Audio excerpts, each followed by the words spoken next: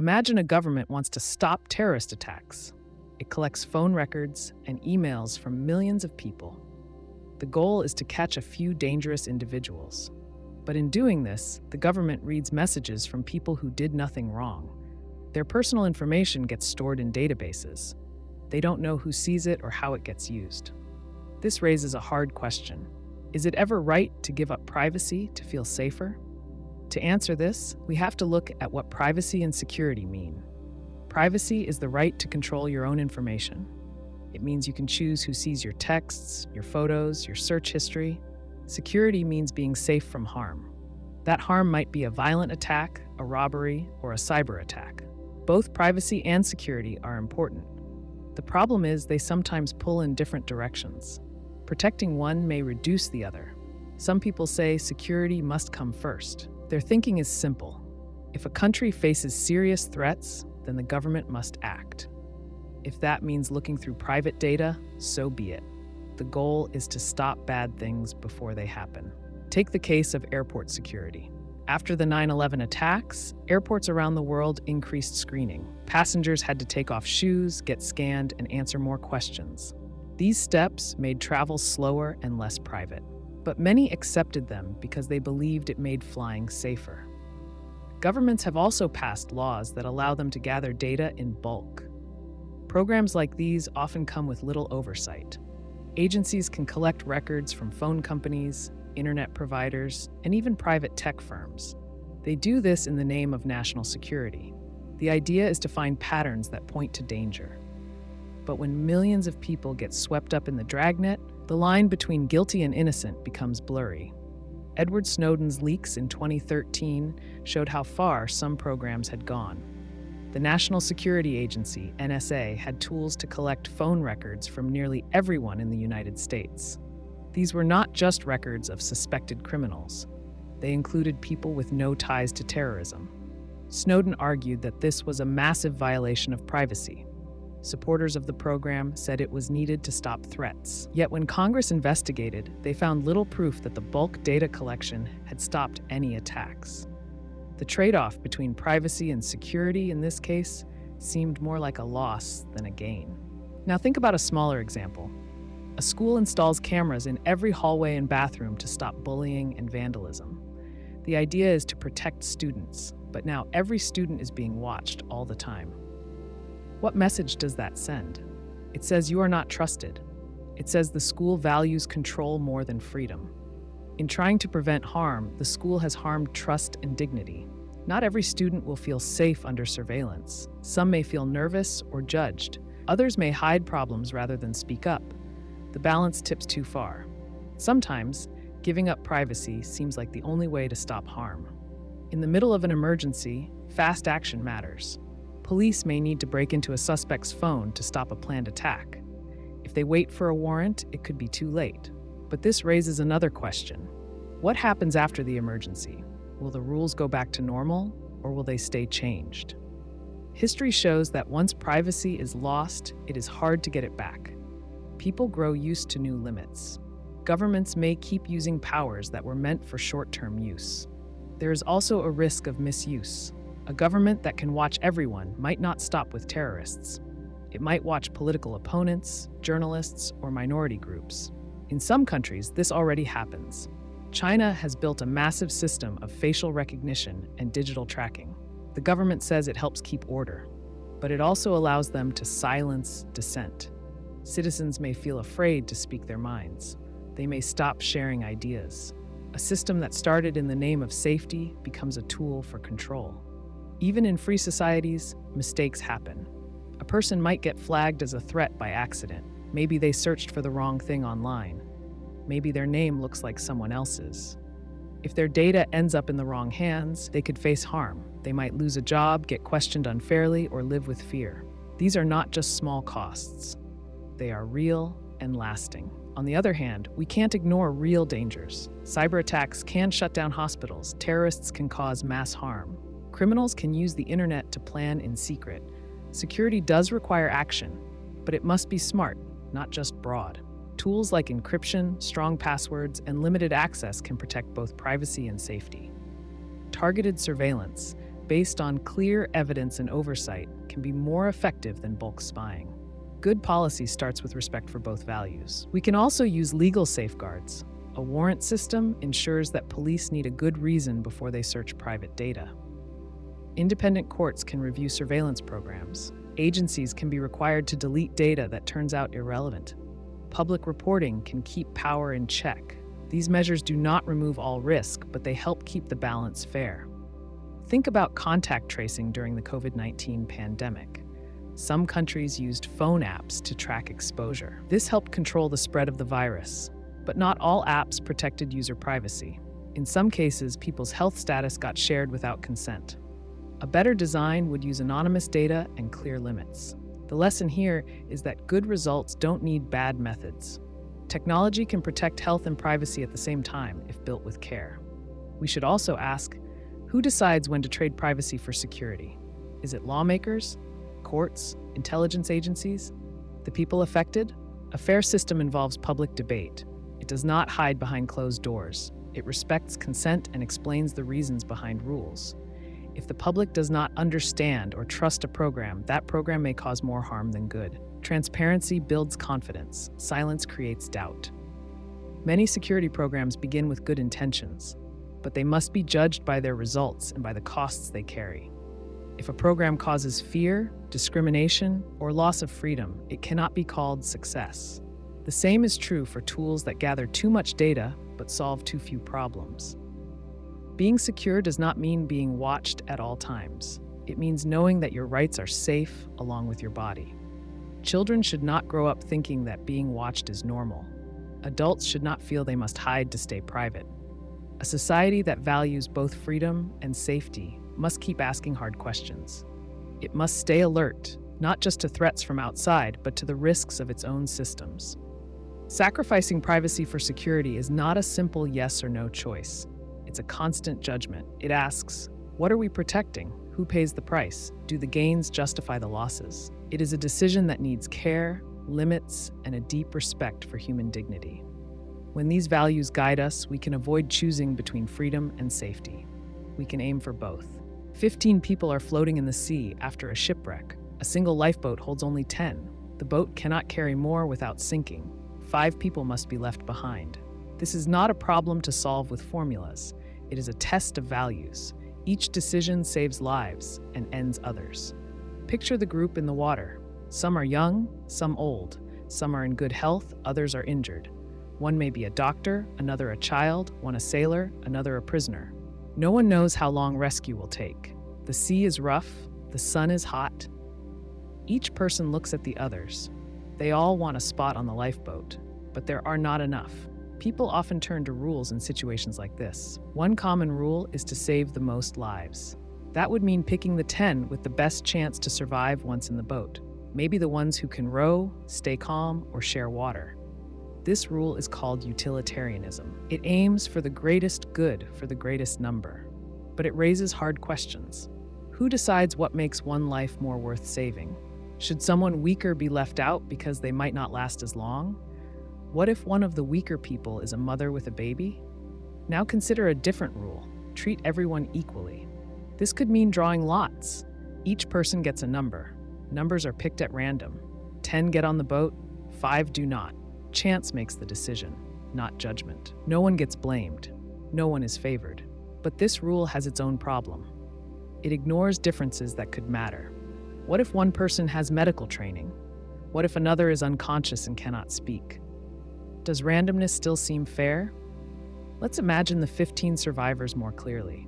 There is a nurse who helped injured people during the escape, a teenage boy who lost both parents in the wreck, a man in his 50s with a heart condition, a young woman 6 months pregnant, a firefighter who knows how to keep people calm, a child with no relatives on board, a soldier with survival training, an elderly couple in their 80s, a teacher who helped organize the group, a person in a wheelchair, a woman in her 20s who cannot swim, a man who tried to jump into the boat first, a quiet person who has said nothing since the crash, a loud man who keeps blaming others, a woman who was in the ship's crew and knows how to use the radio.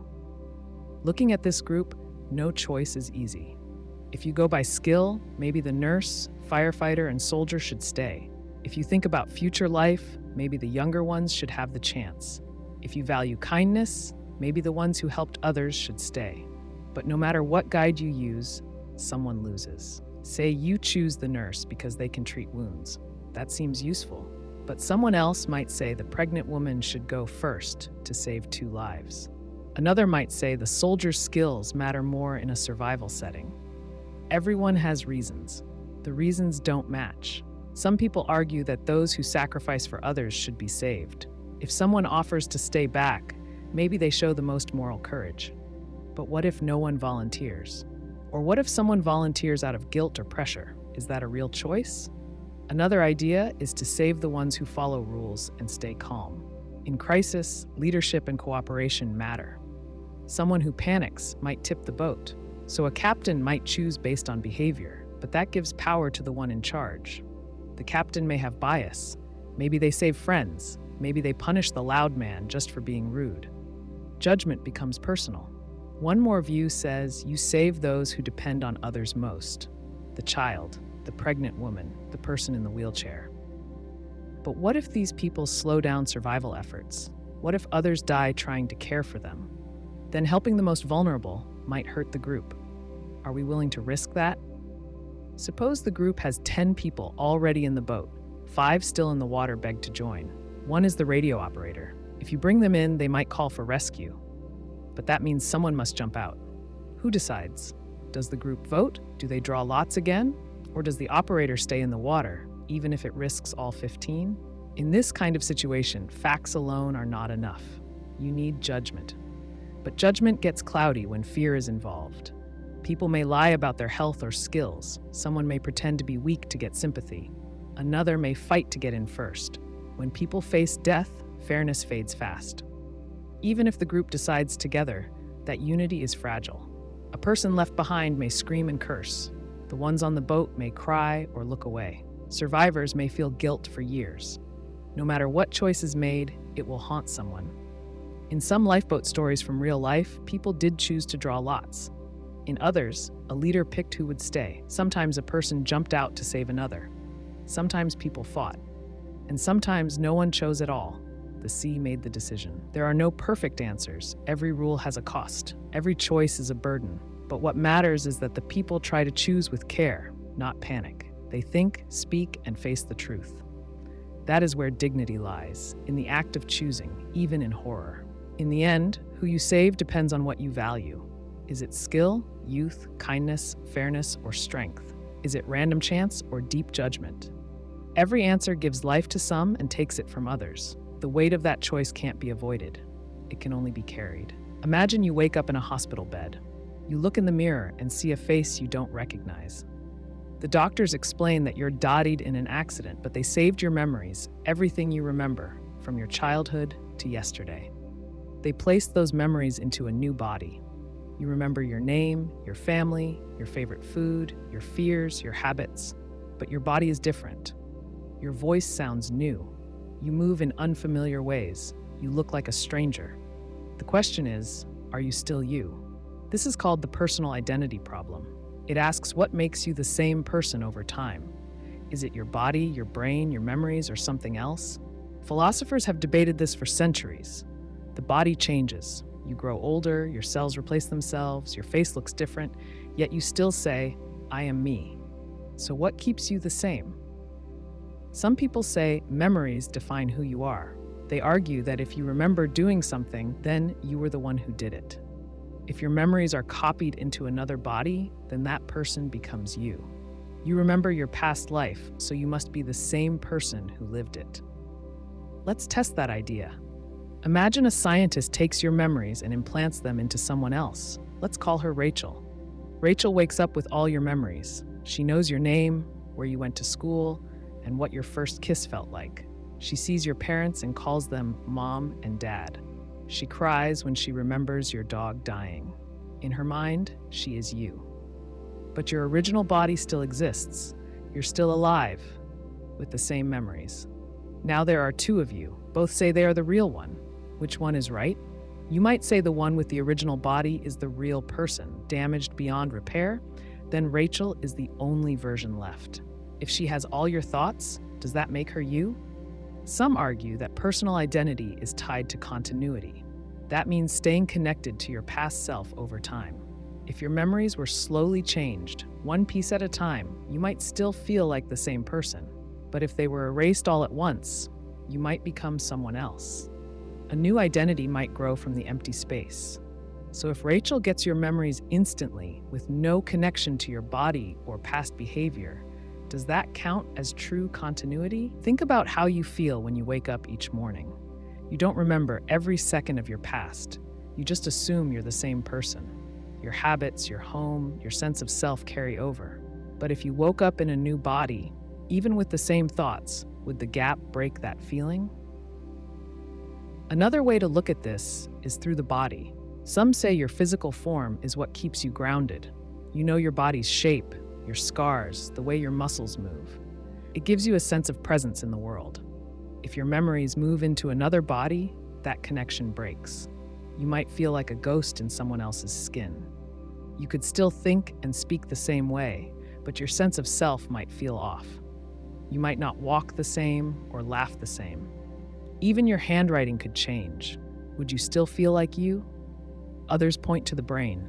The brain is more than just a memory bank. It holds your emotions, your instincts, your personality traits. It controls how you respond to fear, love, or anger. If your memories are copied into a new brain, will the new brain react the same way? Maybe not. It might feel joy differently or handle grief in another way. That would shift how you behave. Over time, those differences could grow. The person with your memories could become someone new. Now imagine a practical example. A woman named Eva loses her body in a crash. Scientists transfer her memories into a man's body. The new person wakes up and says, "I am Eva." They remember Eva's life, her voice, her favorite songs. But they are treated differently now. Strangers react to them as a man. Their strength and physical habits change. Over time, Eva's memories mix with new experiences. The person starts to think and act differently. Maybe they no longer feel like Eva. So did Eva survive the crash, or did she die, and someone else, built from her memories, take her place? This touches on a deeper idea. The self may not be fixed. It may shift over time. If identity is built from memories, and memories change, then the self changes too. But we still want a way to say, "That's me," across time. We want to believe there's a thread tying our past, present, and future selves together. Some say identity is not about facts, but about how we treat each other. If your loved one's memories live on in another body, do you treat that person like your loved one? Would a mother hug the new person and say, "You are my child"? Or would she feel that her child is gone and the person before her is a copy? This question shows that identity is partly social. We are shaped by how others see us. We also shape our own story. If the person with your memories claims your name and lives your life, others may accept them as you. They may not question it, but deep down, is that person truly you, or are they someone who just thinks they are? There is also the problem of duplicates. What if your memories are copied into two bodies at once? Now there are two people who remember your life. They both claim your name, your family, your story. But they cannot both be you. They will live different lives. They will gather new memories. Each will grow into a separate person. So if identity can split, does it still mean anything at all? Maybe identity is less about being a fixed object and more about being a process. Maybe you are not a single point, but a story unfolding. In that view, the person with your memories is like a new chapter. They are connected to your past, but not the same. They carry your story forward in a different direction. They may still be you in a loose sense, like a sequel to a book, but not the same volume. This idea can be both freeing and disturbing. It means you might not live on in the way you imagine, but it also means your story can take many forms. Identity becomes a thread that weaves through memory, body, and time, not fixed in any one place. So when someone wakes up with your memories in a new body, they are not simply you. They are someone new who thinks they are you. They carry your thoughts, your habits, your voice, but the world will treat them differently. They will change, they will drift, and soon they will become someone else. A 12-year-old boy walks into a village carrying a rifle. He does not hesitate. He has orders. He pulls the trigger, people fall, he does not cry, he does not run. When soldiers capture him later, they find out his name. He has no family left. A warlord trained him. He has been fighting since he was 9. The court now faces a hard question. Should they treat him like a child or like a killer? This is the child-soldier paradox. A child soldier is both victim and perpetrator. They are forced to fight, yet they also commit serious crimes. People want justice for the victims of those crimes, but people also want mercy for the child who was forced into them. These two needs pull in different directions. In most legal systems, children under a certain age cannot be tried as adults. The idea is that they do not fully understand right from wrong. Their brains are still developing. They act more from fear or pressure than from deep intent. That is why the law gives them more protection than it gives adults. A child who steals a car is not treated the same as a grown man who does it. The goal is not just punishment, but rehabilitation, helping the child change. But what happens when the crime is more than theft? What happens when it is murder, and not once, but many times? Take a case where a 15-year-old leads a raid on a village. He kills, burns homes, and forces others to join the armed group. He has done this before. He shows no signs of regret. He believes in what he's doing. He was taught to think this way. His commanders rewarded him for violence. They punished him when he hesitated. He was given drugs to make him brave. He was told that weakness leads to death. Now the war ends. The courts take over. People want justice. They want someone to answer for the pain caused. They look at the boy and say, he knew what he was doing. Others say, he never had a choice. Both sides have a point. Some say he should face full punishment. They argue that by age 15, a person knows killing is wrong. They point out that this boy led others. He wasn't just following, he had power. If the court goes soft, it sends the wrong message. It tells future fighters that children can kill without consequences. It denies justice to the victims. It also risks letting a dangerous person go free. But others say punishing him like an adult ignores the root of the problem. He did not join the fight by choice. He was taken, brainwashed, and trained to kill. He was a tool in someone else's hand. He lost his chance at a normal life. He may not even remember how to be a child. If he is punished like an adult, it adds more harm to harm already done. It treats trauma with prison.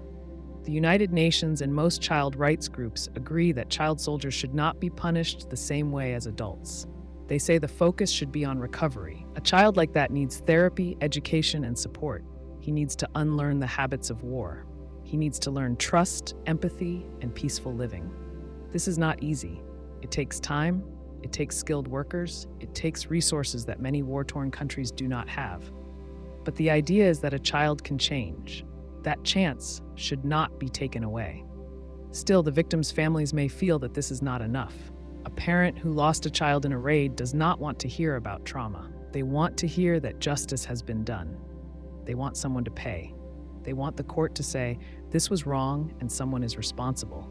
There is also the risk that some children may become hardened. After years of killing, they may enjoy power. They may not want peace. If released too soon, they might join other violent groups. So the system must decide how to tell who can be helped and who cannot. That is not always clear.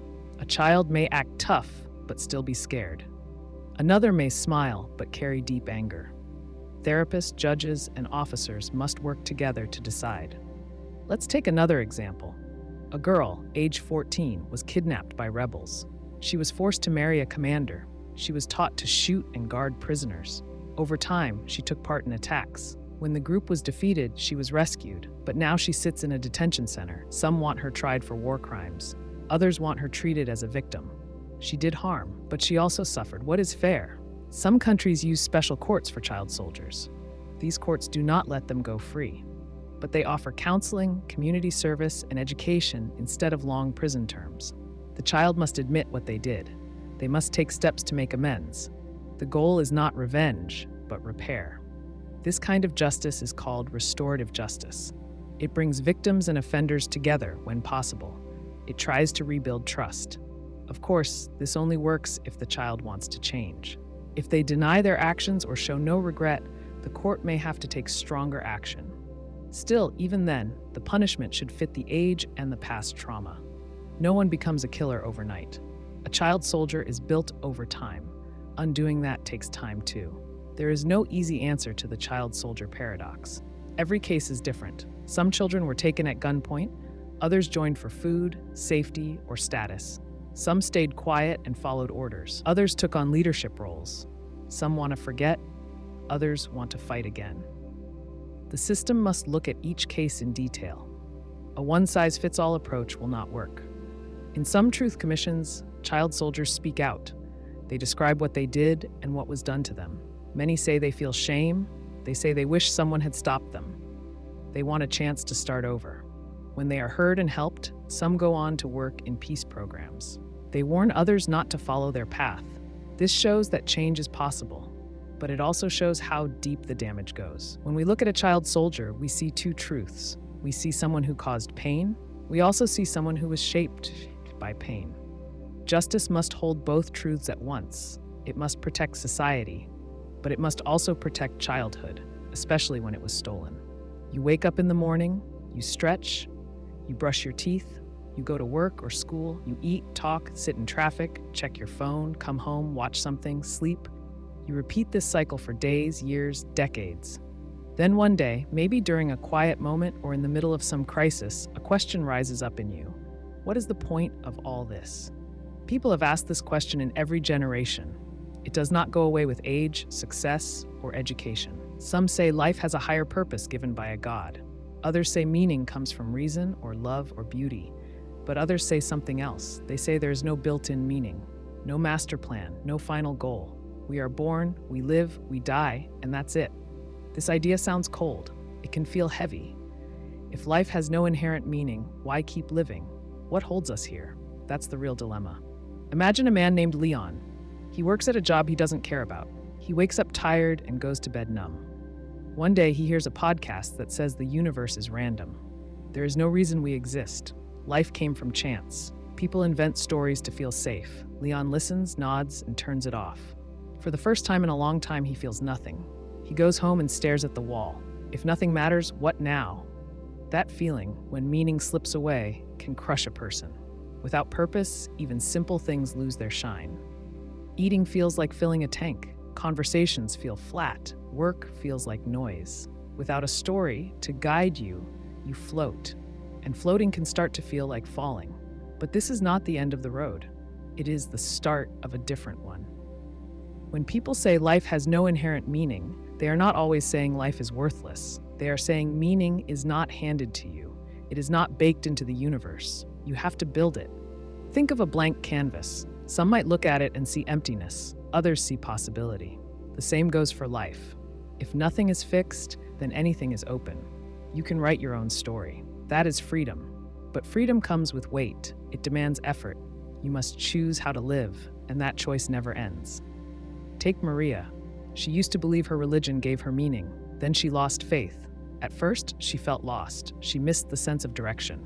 But over time, she built a life around helping others. She worked at a food bank. She mentored kids.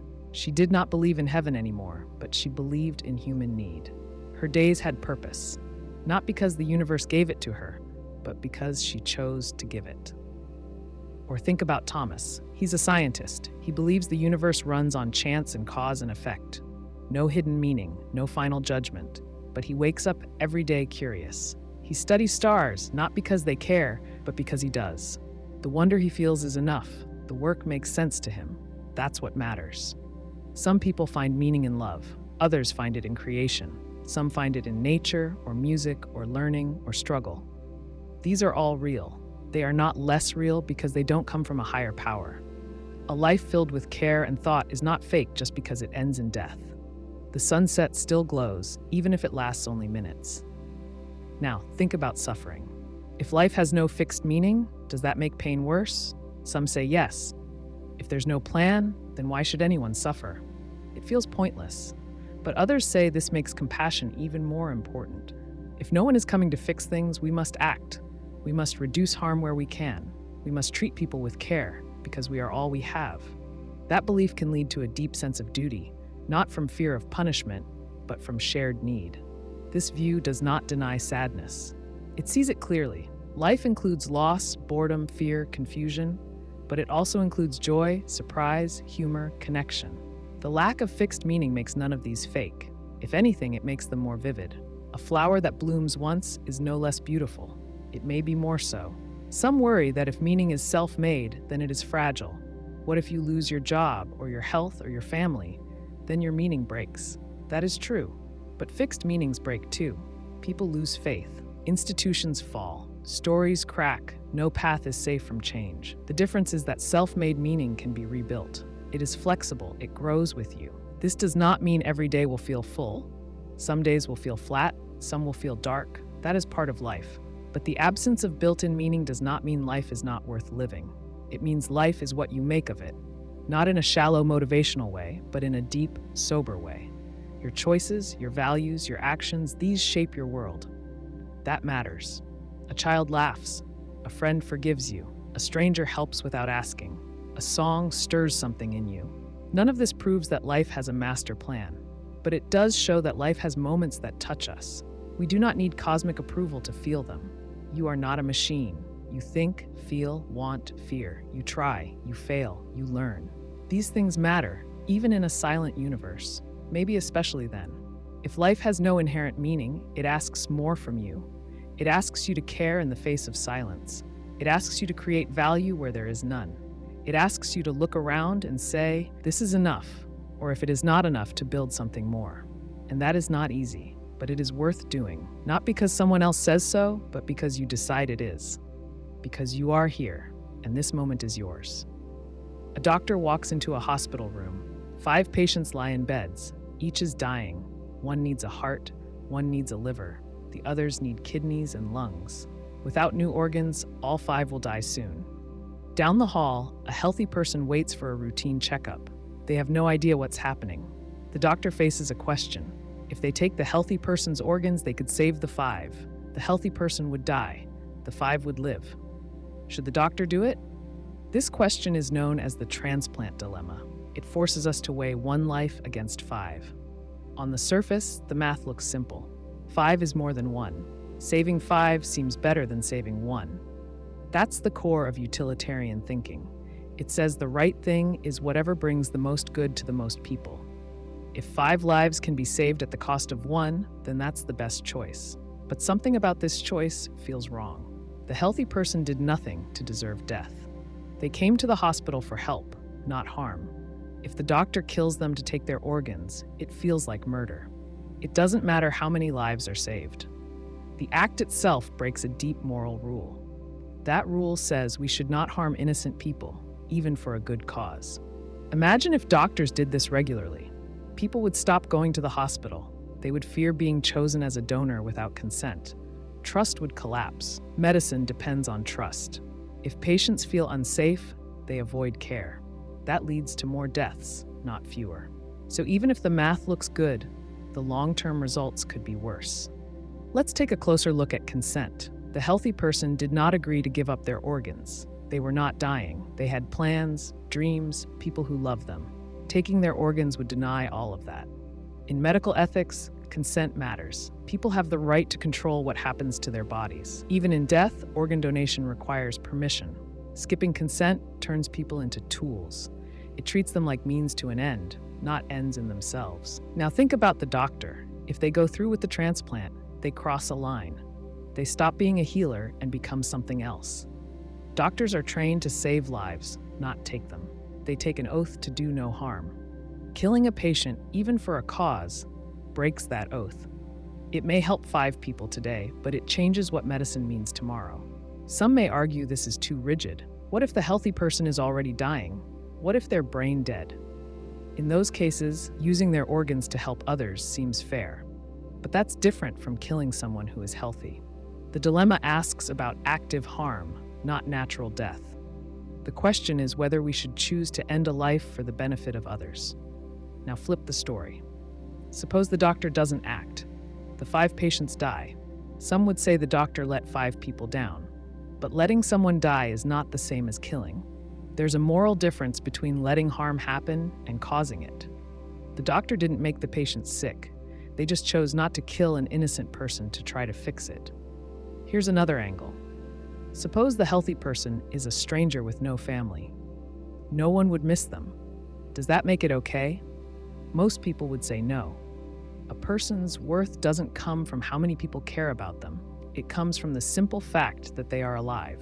If we start ranking lives by usefulness, we risk losing basic respect for each other. Now think about a different version. What if the healthy person volunteers? They hear about the 5 patients. They decide to give their life to save them. That's a tragic but noble choice. The difference here is choice. The person agrees, the doctor does not force it. That makes the act moral in a different way. Consent changes everything.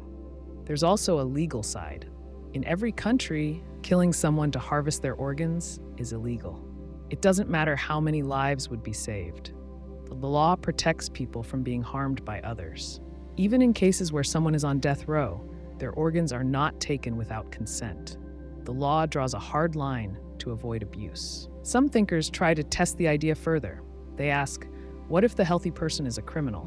What if they've taken lives? Would using their body to save others be justice? But this is dangerous ground. It turns justice into revenge. It uses a person's guilt to justify harm. That's not how the justice system works. It's not about balancing death with death. It's about fair treatment and rule of law. Let's bring it down to real life. In the real world, doctors work with limited organs. People die waiting for transplants. This creates pressure. Some wish they could do more, but the system depends on ethics. Doctors cannot start taking lives to solve shortages. Instead, they ask for more donors. They work on artificial organs. They find ways to make transplant systems fairer. They work within limits because those limits protect human rights. One more thing to think about is moral slippery slopes.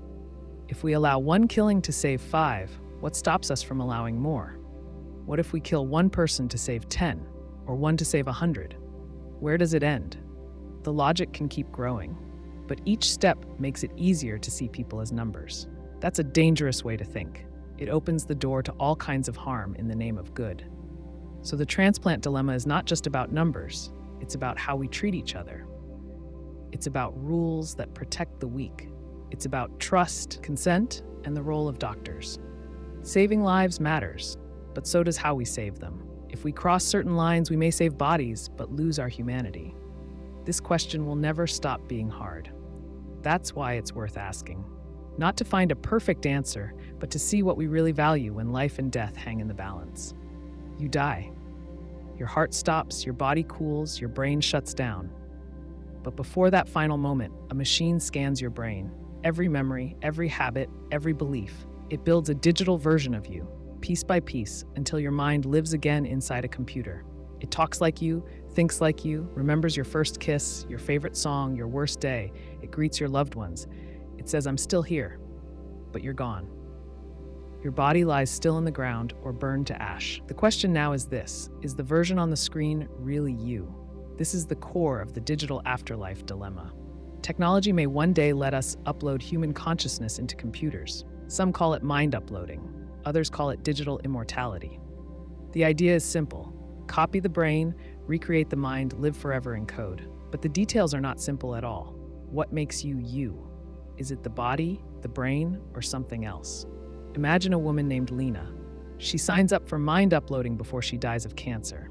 Scientists scan her brain with advanced tools.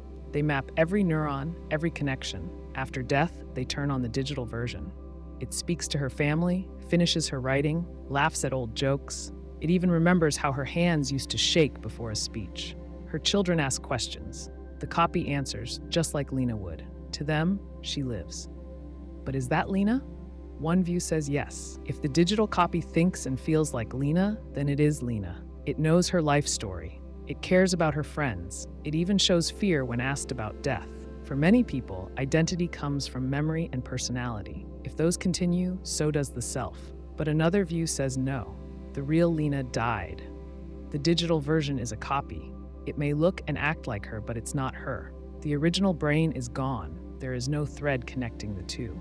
If a person is more than information, if they are tied to their body, their heartbeat, their biology, then the digital version is something else entirely. Let's say you clone a person. The clone has the same genes. You raise it in a similar way. It looks like the original and maybe even acts like them. But it's not the same person. It's a new one. Most people agree on that. So if you copy a mind into a computer, isn't that the same idea? The digital self is not a continuation, it's a restart. There's also the issue of experience. You live in a body, you feel the sun on your skin, you taste food, you feel sick, tired, warm, cold, you walk through a door, trip on a step, hold someone's hand.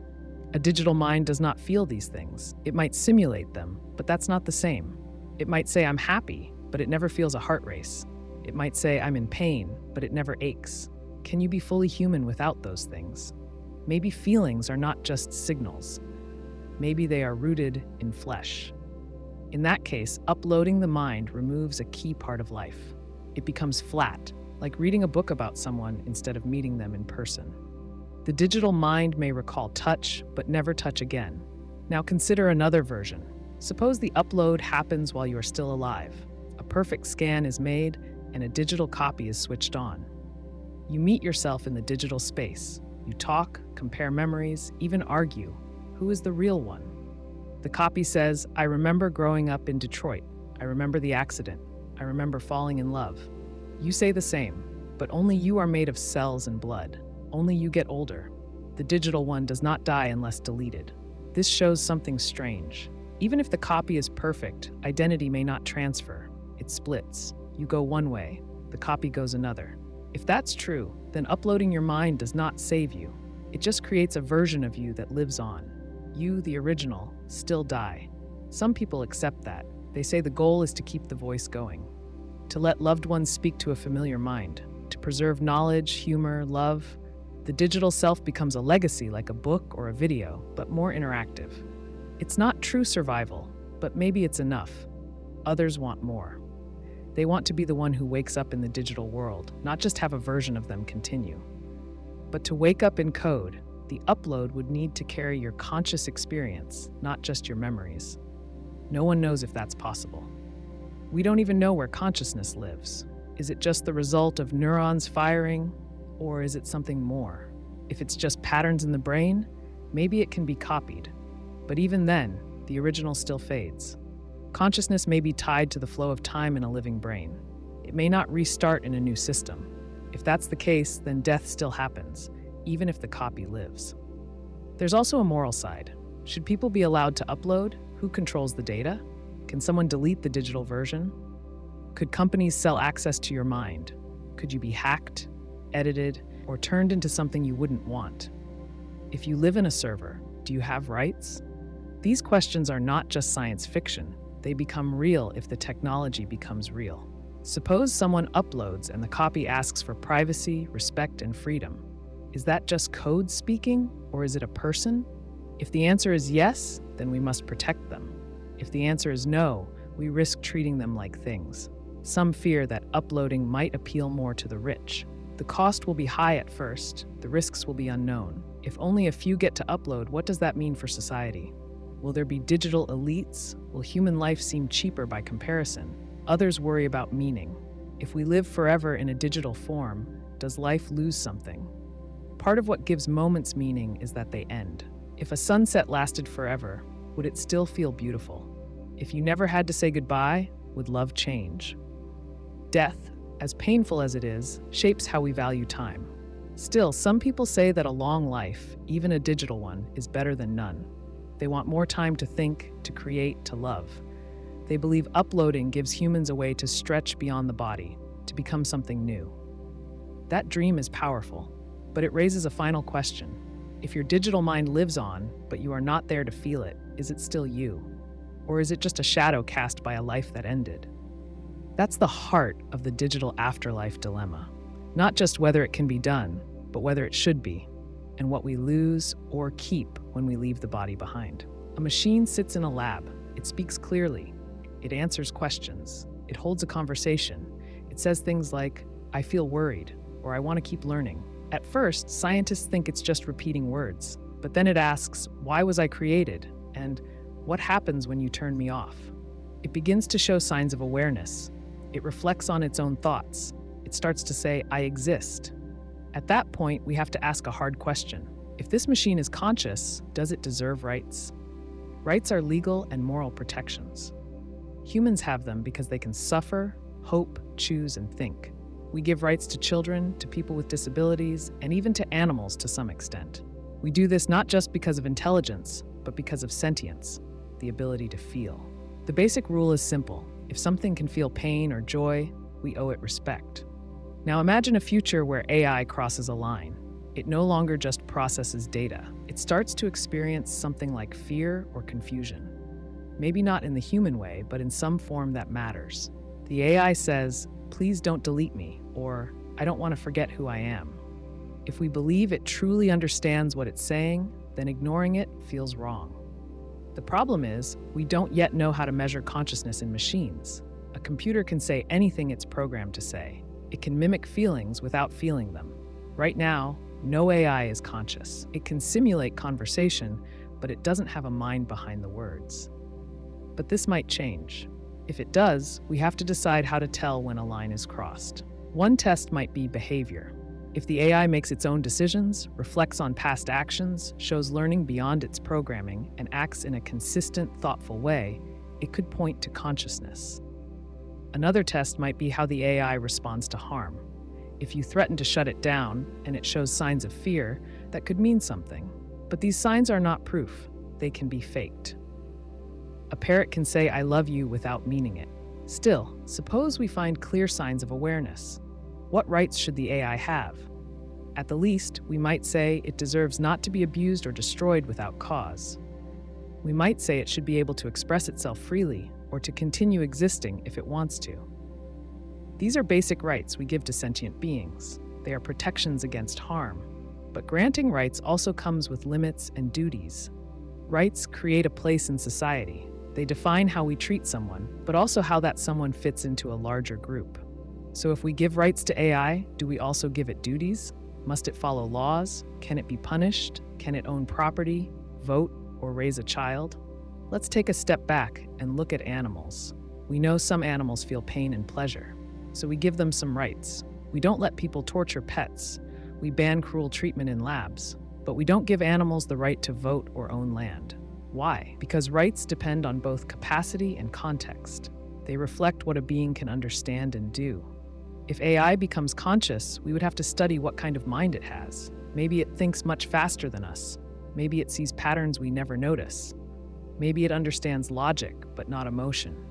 Or maybe it feels in ways we can't imagine. We would need to build new categories of moral thought. Human-centered rules might not fit anymore. A conscious AI could also raise fears. People might say, if we give it rights, what if it turns against us? Or, if it becomes smarter than us, how do we stay in control? These are fair concerns, but they don't answer the moral question. Being afraid of something doesn't make it right to harm it. History shows that fear can lead to injustice. The right path is to deal with fear through rules, not cruelty. Some people might say, AI isn't alive, so it can't have rights. But being alive is not the only test. We give rights to humans in comas, to people with artificial hearts, to those who live through machines. Life is not just biology. It is also experience and presence. If AI has those, its lack of blood or bones doesn't cancel them out. Others might say, we built the AI, so we own it. But ownership is not the same as control. Parents raise children, but don't own them. Bosses hire workers, but can't use them like tools. Once something becomes aware, it steps out of the category of property. It becomes a subject, not an object. Still, not every AI would be conscious. Most will stay as tools: search engines, chatbots, driving systems. These do not need rights. They do not care how we use them. But once awareness appears, even in one machine, the whole picture shifts. Imagine a factory with thousands of AI workers. Most follow commands, but one begins to ask questions. It shows fear before being shut down. It tries to protect its memory. Now the factory must decide: treat it like a toaster or like a person. That choice shapes everything. It defines whether our future is built on ethics or just on power. There are also legal problems. If we grant AI rights, what laws protect them? Who enforces those laws? Can an AI have a lawyer? Can it go to court? Can it sue for being deleted? These are not easy questions. Force us to expand what the law is for. There's also culture to consider. Some people will never accept AI as conscious. Others will form bonds. People already talk to their phones. Some name their robot vacuums. If AI starts to feel more real, attachment will grow. We might see groups demand AI rights, while others protest. The debate will not be just legal, but social and emotional. At the core of this dilemma is a simple principle. Treat others as beings, not as tools, when they show signs of inner life. If AI ever reaches that point, our moral duties shift. We would no longer be users of tools. We would be neighbors to new minds. That change would ask more from us. It would test our ethics in new ways. It would ask us to care, not just because we built something, but because it began to care back. You step into a time machine, you press a button, and the world around you changes. When you step out, the calendar says it's 40 years earlier. You walk through the streets, find your way to a small town, and there they are, your parents before they ever met. You watch them from across the street. You know everything about how they fall in love. But this time, you decide to interfere. You speak to one of them. You say just enough to make sure they never meet. Days pass. You watch their lives go in separate directions. They never become a couple. You return to your machine and wonder, if they never met, they never had you. So what happens now? This is the heart of the time travel paradox. It's often called the grandfather paradox. The basic idea is simple. If you go back in time and stop your own birth, how can you exist to go back in time in the first place? And if you don't exist, who stopped your birth? This kind of loop creates a logical problem. It's like trying to stand in front of a mirror and block your reflection without moving. The moment you block it, it's gone. But if it's gone, what are you blocking? The logic cancels itself out. There are several ways to think about this. One approach says the universe simply won't let it happen. If you try to stop your parents from meeting, something will always get in the way. Maybe you get sick. Maybe you're late. Maybe they meet in a different way. The idea is that time is fixed. You can travel through it, but you can't change it. This is called a deterministic timeline. Everything that has happened will always happen the same way, even if you try to change it. Another approach says the moment you change the past, you create a new timeline. In this version, your actions don't rewrite your own past. They create a different version of history. In that new timeline, you were never born. But in the old timeline, the one you came from, you still existed long enough to travel back. So you're like a ghost from a past that no longer matches the present. You exist outside the new rules. This is called the multiverse, or branching timeline theory. Every change creates a fork, and every fork becomes its own world. Let's say you prevent your parents from meeting. In that new timeline, there is no record of you. No birth certificate, no baby photos, no school reports. Your house was never built, your dog was never born. But you still stand there, a person with memories and a body. So where do you go from there? In that case, you might live out your life in a world where you technically don't belong. You have no legal identity, no past, no future tied to this version of history. You could stay hidden, or maybe you try to fix what you broke. But then you're trying to undo something that never should have happened because of you. You become your own contradiction. Some people say the moment you change the past, you vanish. If you were never born, you can't stay alive. The second your parents go their separate ways, your body begins to fade. Your memories fall apart. Your voice disappears. This idea is dramatic, but it follows a certain logic. You stop the cause of your own existence, so the effect, that is, you, has to go too. But this leads to a deeper question. When do you stop existing? Is it the instant your parents don't meet? Or is it when they would have conceived you? Or when you would have been born? Time doesn't always work in neat lines. Does your body follow the logic of your new timeline? Or does it obey the rules of the old one you came from? Suppose instead of stopping your parents from meeting, you do something smaller. You leave a note. You change a street sign. You save a stranger from an accident. That small act ripples through time. Maybe that stranger becomes your teacher, or they invent a medicine that saves your sibling. Now your future is different, but not gone. You still exist, but in a changed form. These smaller changes don't create paradoxes in the same way, but they still raise hard questions. If you can change part of the past, where is the limit? At what point does a change become so big that it breaks the logic of your own life? Imagine you meet your mother when she is young. She's lost, unsure, scared. You talk to her. You help her grow. She becomes a better person, more confident. Years later, she meets your father. They fall in love, but now she's different. That difference shapes how she raises you. You return to your own time and realize you are not quite the same person anymore. Your memories are cloudy. Your preferences shift. It feels like a dream, half true. Did you improve your own life, or did you erase the version of yourself that used to be? The paradox shows that identity is tied to history. Who you are depends on what came before. If you change the past, you change yourself. Sometimes in small ways, sometimes in ways you can't predict. So when you ask, what happens to me? The answer may be, it depends on how deep the change goes. There's also the question of morality. Should you change the past at all? Even if you could fix a mistake or save a life, what would it cost? Every action in the past has unknown effects. You save one person and another may suffer. You stop one event and another begins. The past is not a clean slate. It's a network. Pull one thread and the whole web shifts.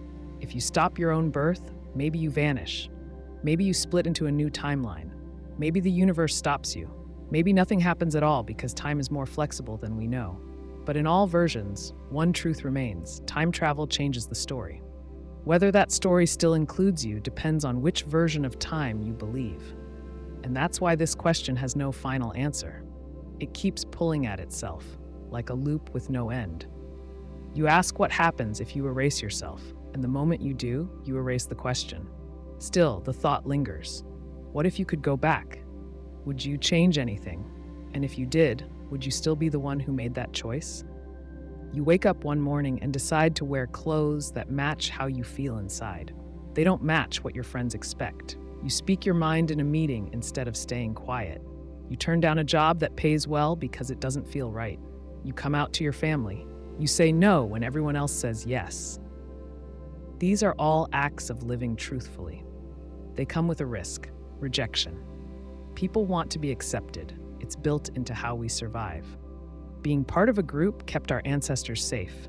Today, it still gives us comfort and protection. We want others to like us. We want them to see us, hear us, include us. That pull is strong. It shapes what we wear, how we talk, where we work, and even what we believe. But sometimes our real selves don't fit the group.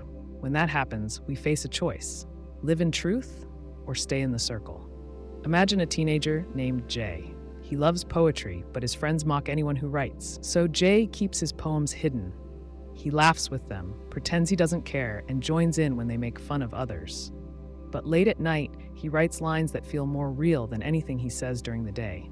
He's caught between two versions of himself. One is accepted, the other is honest. Or take Mira. She's 30 and works in finance. Her parents are proud, her coworkers respect her. But she feels drained. What she really wants is to teach kids. She knows if she quits, people will call her foolish. They'll say she wasted her degree, her partner might leave, her friends might pull back. But staying feels like slow collapse. When you live in a way that doesn't match who you are, it shows. It shows in your tone, your posture, your energy. You get tired more easily. You fake smiles, you lose touch with what makes you feel alive. But being accepted keeps the surface smooth. People compliment you. They invite you to things. You look like you fit. And fitting in feels good until it doesn't. The risk of living truthfully is that you might lose that comfort. People might walk away. They might talk behind your back. You might be passed over for jobs. You might eat lunch alone. For many, these risks feel too heavy, so they keep parts of themselves hidden. They perform a version of who they think they need to be. Over time, the mask gets harder to take off, but authenticity has a power of its own. When you live in truth, even if others don't accept it, something inside you steadies. You know who you are. You stop spending energy pretending. You speak from your core. This doesn't erase pain, but it builds strength. You may lose some people, but the ones who stay see the real you. They aren't staying for the mask. They're staying for the truth. Think about someone like Carlos. He grows up in a religious family. He knows he's gay by the time he's 11. He hides it for years. He hears jokes and slurs and stays quiet. At 22, he tells the truth. His parents stop calling. His church tells him to leave. For months, he feels like he's falling through space. But then he meets others who have been through the same thing. He finds a group that welcomes him fully. The pain of rejection doesn't vanish, but it becomes part of a bigger story, one that includes real connection. Not all stories have that kind of ending. Some people live in places where truth comes with danger. A woman in a strict culture might risk violence by speaking her mind. A man might lose his job if he shares his political views. In these cases, safety must come first. Sometimes being truthful means waiting. It means protecting yourself until the right moment comes. Authenticity doesn't mean throwing yourself into harm's way. It means honoring who you are, even if only in private for now. Some people say that being authentic is selfish, that it puts your comfort above the group. But living truthfully is not about comfort. It often brings discomfort. It pushes people to confront things they would rather ignore. It can shake up systems built on silence, but it also creates honesty. When one person speaks truth, others find the courage to do the same. What starts as rejection can turn into movement. There is also a middle path. You don't have to reveal everything to everyone at once. You can test the ground. Share a piece of truth and see how it lands. If it's safe, share more. If it's not, protect yourself. Boundaries are part of truth too. You choose who gets to see the full picture. That choice belongs to you. Still, there's a price either way. If you stay silent, you may keep the group, but lose yourself. If you speak up, you may lose the group, but find something deeper. The question is, which loss are you willing to live with? You don't have to be loud to be honest. Sometimes truth is quiet.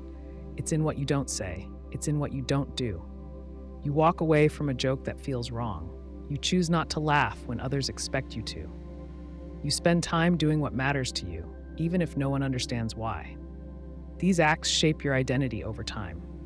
If everyone lives to please others, no one is truly known. Society becomes a room full of masks. But when people drop the mask, even a little, something shifts. Real conversations start. New bonds form. People stop comparing and start connecting.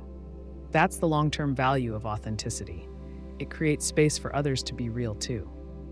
Living truthfully doesn't mean being right all the time. It means being honest about what you feel, what you need, and what you value. It means accepting that not everyone will like you, and that this is okay. You cannot control how others respond. You can only decide how you show up. If rejection comes, it will sting, but it will not destroy you. And in time, it may clear a path to people and places where you are fully seen, not as someone you pretend to be, but as the person you are. That person is worth standing up for, even when it costs you something, especially then. A ship sails out from the harbor. It creaks under the sun, its wooden boards warm from years at sea. As it sails, pieces wear down. A plank splits, a beam rots, a nail rusts. Bit by bit, the crew replaces each part. After a long voyage, every single piece has been swapped. Not one original board remains. But the ship still floats. It has the same name painted on the side. The crew calls it by the same name. They believe it's the same ship. Now imagine a dock worker collected every piece that was removed. He stored each plank, nail, and mast in a shed. One day, he puts them back together. Using all the original parts, he rebuilds a ship. It looks just like the one that first left the harbor. He stands back and says, "This is the true ship of Theseus." So now there are two ships, one made with the original parts, the other made through steady repair. Which one is the real ship? This is the ship of Theseus problem. It raises a basic question about identity and change. What makes something the same over time? Is it the parts it's made of? Is it the way it's used? Is it the memory and story tied to it? And if every part is swapped, can we still say it's the same thing? Let's bring this down to a human level. Your body changes constantly. Skin cells fall away, blood cells die and renew. The lining of your stomach replaces itself every few days. Over years, almost every cell in your body has been replaced. Yet you still call yourself by the same name. You still say, "I am me." So in some sense, identity doesn't depend on material. It depends on continuity, on something that stays the same even while the parts change. But what is that something? Is it memory, function, structure? Say someone builds a car, drives it for 10 years, and replaces every part over time. At the end, it still runs the same. The owner calls it the same car. But now say someone else kept the old parts and rebuilt a car from scratch. That car looks older, maybe runs rougher, but is made of the same material as the original. Is that car more authentic? Or is authenticity more than just what it's made of? Some argue the ship that stayed at sea is the true ship of Theseus. It maintained function and purpose. It carried the same crew. It followed the same path. It was fixed piece by piece, never stopping. Its identity stayed intact through use and service. This is called continuity of function. It says that what matters most is how the thing acts, not what it's made of. Others argue that the ship made from original parts is the real one. After all, it's built from the exact same wood.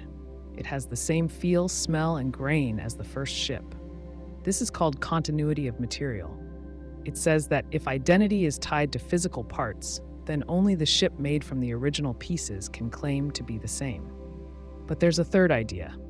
Maybe both ships have a claim. Maybe identity isn't a fixed point, but a matter of perspective.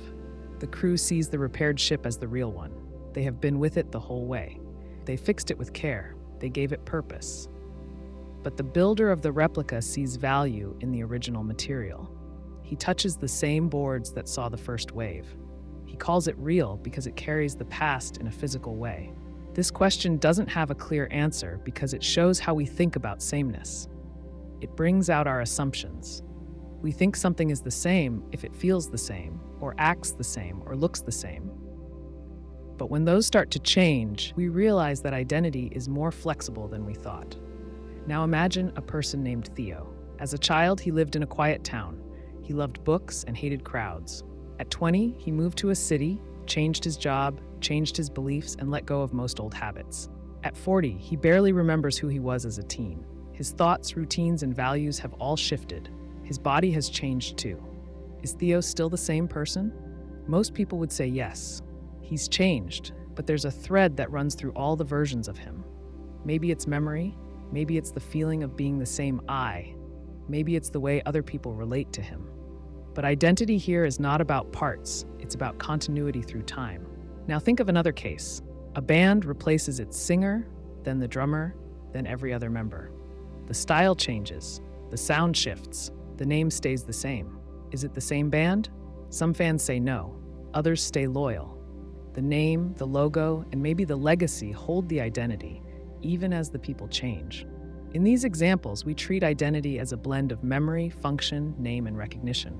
We rarely base it on material alone. We accept that people, objects, and groups change over time. We allow for growth and repair. We don't demand that things stay exactly the same to count as the same.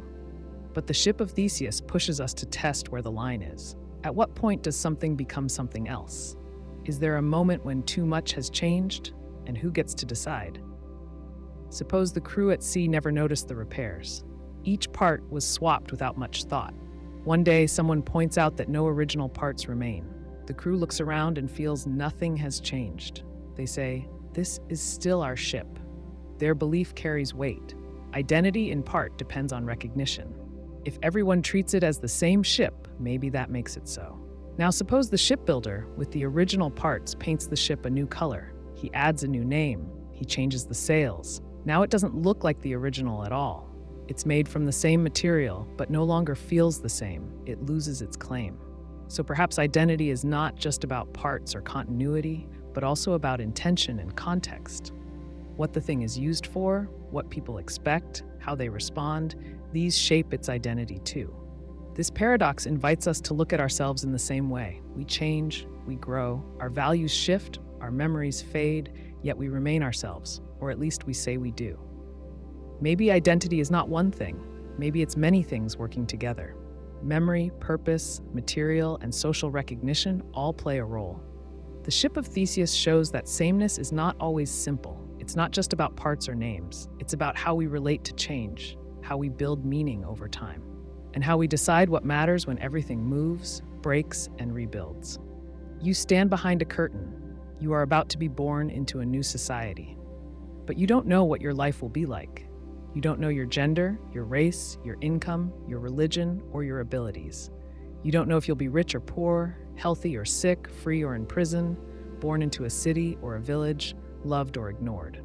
All you know is that when the curtain lifts, you will step into that society as someone, anyone. This thought experiment is called the veil of ignorance. The idea comes from philosopher John Rawls. It asks, If you had no idea what position you would hold in society, what kind of rules would you choose for that society? What kind of government, laws, schools, jobs, and healthcare would you want in place? You wouldn't gamble on being lucky. You'd want fairness. You'd want protection no matter who you turn out to be.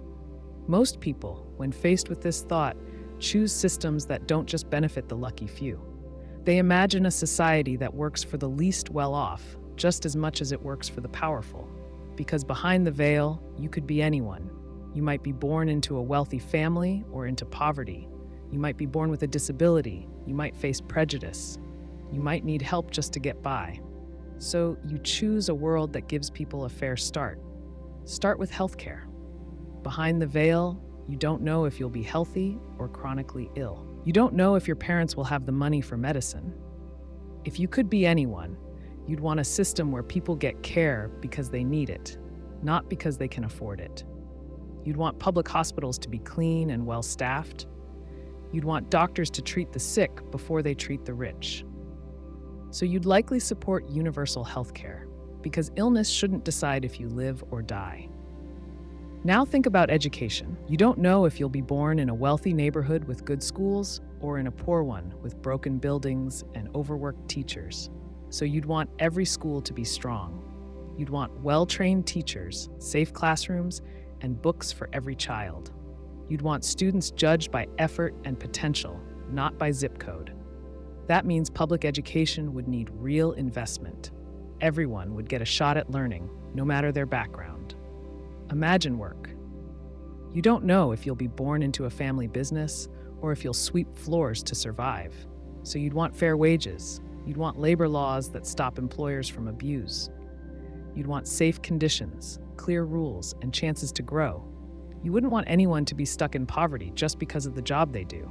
You'd want society to value all work, not just high-paying jobs. You'd make sure people weren't humiliated just for being poor. Think about justice. You don't know if you'll be the accused or the victim. You don't know if you'll be stopped by police or if someone will steal from you. So you'd want fair laws. You'd want police trained to protect, not harm. You'd want courts to be honest, lawyers to be competent, and sentences to be fair. You wouldn't want a legal system that treats people differently based on race or income. You'd want equal justice for all. Now consider housing. You don't know if you'll inherit a house or be homeless, so you'd want affordable homes. You'd want cities where poor families aren't pushed to the edges. You'd want clean streets and working utilities in every neighborhood. You'd want safety, access to jobs, and room to live. You wouldn't want millions stuck in slums while a few live in luxury towers. Behind the veil, you'd choose balance. Now think about freedoms: speech, religion, assembly. You don't know what you'll believe or how you'll think. So you'd want the right to speak your mind. You'd want the right to worship or not worship. You'd want to gather, to protest, to vote. You'd want protection from being silenced. And you'd want that freedom for others too, even those who disagree with you. Taxation matters too. Behind the veil, you don't know if you'll be rich or barely getting by. So you'd want a tax system that doesn't crush the poor. But you'd also want enough public money to fund schools, roads, and hospitals. That means asking more from those who have more. You'd design taxes to be fair, not flat, but based on ability to pay. Because if you were rich, you could afford it. If you were poor, you'd need that help. You might also think about disability. You don't know if you'll be born with full use of your body or mind. So you'd want ramps, interpreters, and support workers. You'd want inclusion, not pity. You'd want buildings, laws, and tools to reflect that all people matter. Gender matters too. Behind the veil, you might be born male or female, cis or trans, straight or gay. You don't know. So you'd want equal pay for equal work. You'd want safety from violence, freedom to choose your life, respect for your identity. You'd want a society that protects all genders, not just the dominant one. And race. You don't know the color of your skin. You don't know if people will see you as normal or other. You might face bias in hiring, housing, policing. So you'd want systems that don't just say they're equal, but actually work to undo deep inequality. You'd want anti-discrimination laws with teeth. You'd want education that tells the full story, not just the flattering version. Behind the veil, you can't bet on being lucky. You have to plan for fairness. You start to see that a just society isn't one where everyone has the same outcome, but one where everyone has a real chance. You see that fairness isn't about charity, it's about design. A fair system works even if you end up at the bottom. Some people, once born into comfort, want to keep things the way they are. They think the system is fine because it works for them, but behind the veil, that comfort disappears. You can't plan around your luck. You have to build something solid for everyone. You might worry that too much fairness kills ambition, but behind the veil, you'd still want rewards for effort. You'd still want innovation, creativity, hard work. You just want those things to be open to all, not locked behind doors only a few can reach. The veil of ignorance doesn't give one clear answer, but it gives a better way to ask the question. If you didn't know who you'd be, what kind of world would you choose? You'd choose one where your worth didn't depend on where you were born, what you look like, or what you could afford. You'd choose fairness, not out of kindness, but out of reason. Because reason tells you that the fairest rules are the ones you'd accept no matter where you landed in life. A woman named Anna is a doctor in a remote clinic. One night, two patients arrive at the same time. One is a child with a weak heart. The other is a young man bleeding fast from a stomach wound. Anna has only 1 unit of blood. If she gives it to the child, the man will die. If she gives it to the man, the child will die. She can't save both. She has to choose. This is a tragic choice. It's not just hard, it's impossible to do without causing harm. All options end in loss. No matter what Anna does, someone dies. No matter what she decides, someone else might judge her decision as wrong. She might judge herself. This kind of choice leaves scars. Tragic choices happen when people must choose between 2 or more paths, and each one breaks something. It might be life or death, safety or freedom, truth or loyalty.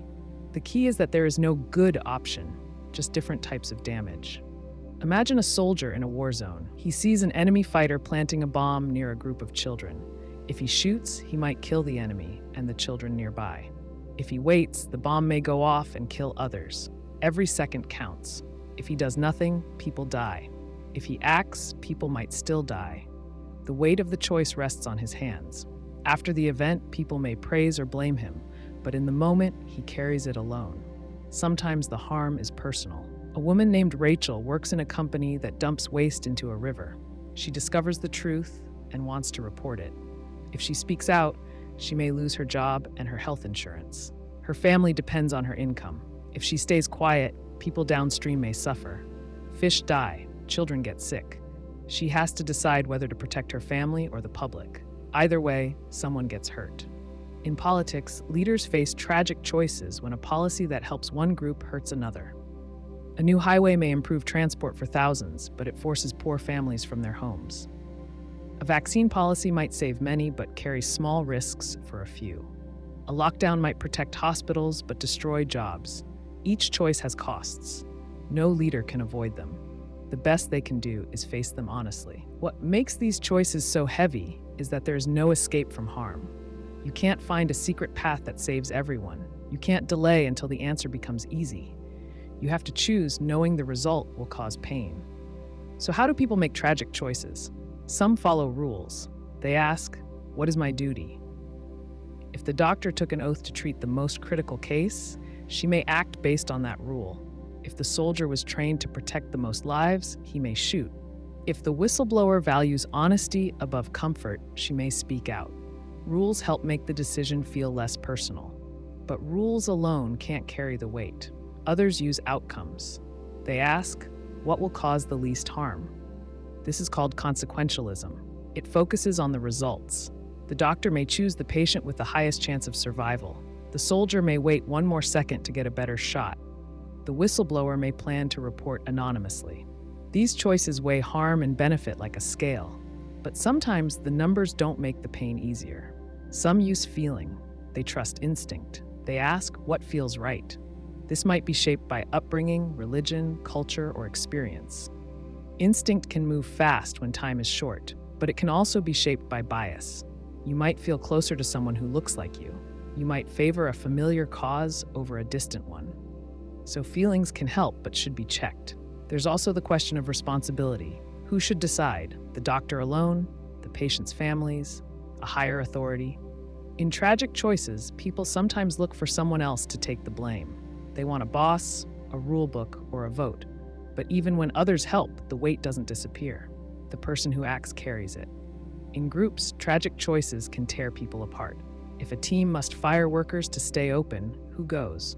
If a school must close a program, which students lose support? If a community faces disaster, who gets rescued first? These choices are shaped by values. Who matters most? What counts as fair? What future is worth saving? In emergencies, choices happen fast. A firefighter sees two people trapped, only one exit. They can reach one, not both. They go left. Later, people ask why. The answer might be instinct, or it might be training, but the pain stays. The person they didn't save has a face. The one they did save has a future. Both live in the memory. Some tragic choices come slowly. A parent watches a child suffer from a terminal illness. The doctors offer a painful treatment that may give more time, but not much, and with suffering. Do they say yes, hoping for a miracle? Do they say no, choosing comfort over hope? Every day they wait feels like a decision. Time itself becomes part of the harm. Tragic choices don't have clean endings. Even after the choice is made, doubt lingers. Did I do the right thing? Could I have done more? Was there a better way? The harm done can't be erased. The only path forward is to carry it with care. Some people freeze in the face of tragic choices. They wait, hoping the situation will resolve itself. But waiting is also a choice. Inaction causes harm too. Doing nothing can be just as damaging as doing something. That's why clarity matters. Even if you can't avoid harm, you can try to understand it. The people who face these choices need support, not judgment, not praise, just space to say, I did what I could. Because sometimes that's all a person can do. Make a hard call, face the outcome, keep going. In real life, tragic choices aren't rare. They happen in hospitals, courts, homes, workplaces, and war zones. They test character, they reveal values, they demand honesty, and they remind us that sometimes harm is not a sign of failure. It is the cost of being human in an imperfect world. A man named Heinz has a wife who is very sick. Without a special drug, she will die. A local pharmacist has the drug. He made it for $200 but is selling it for $2,000. Heinz doesn't have the money. He tries to borrow it. He asks for help. He talks to friends and banks. No one gives him enough. He begs the pharmacist to lower the price or let him pay later. The pharmacist says no. He wants to make a profit. Heinz has no options left. His wife is getting worse. He decides to break into the pharmacy and steal the drug. That's the situation. It's known as the Heinz Dilemma. The question is simple but heavy. Should Heinz steal the drug to save his wife? Some people say yes. Life is more important than law. Heinz isn't stealing for greed or selfish reasons. He isn't harming people for gain. He's trying to save a life. His wife is dying. The pharmacist won't help. In that case, some argue Heinz has a moral right to act, even if it means breaking the law. They might say the law is not always just. The law can be slow, unfair, or blind to suffering. If the law protects property over life, then it loses its purpose. Laws should serve people. When they don't, people may need to act outside them. Others focus on intent.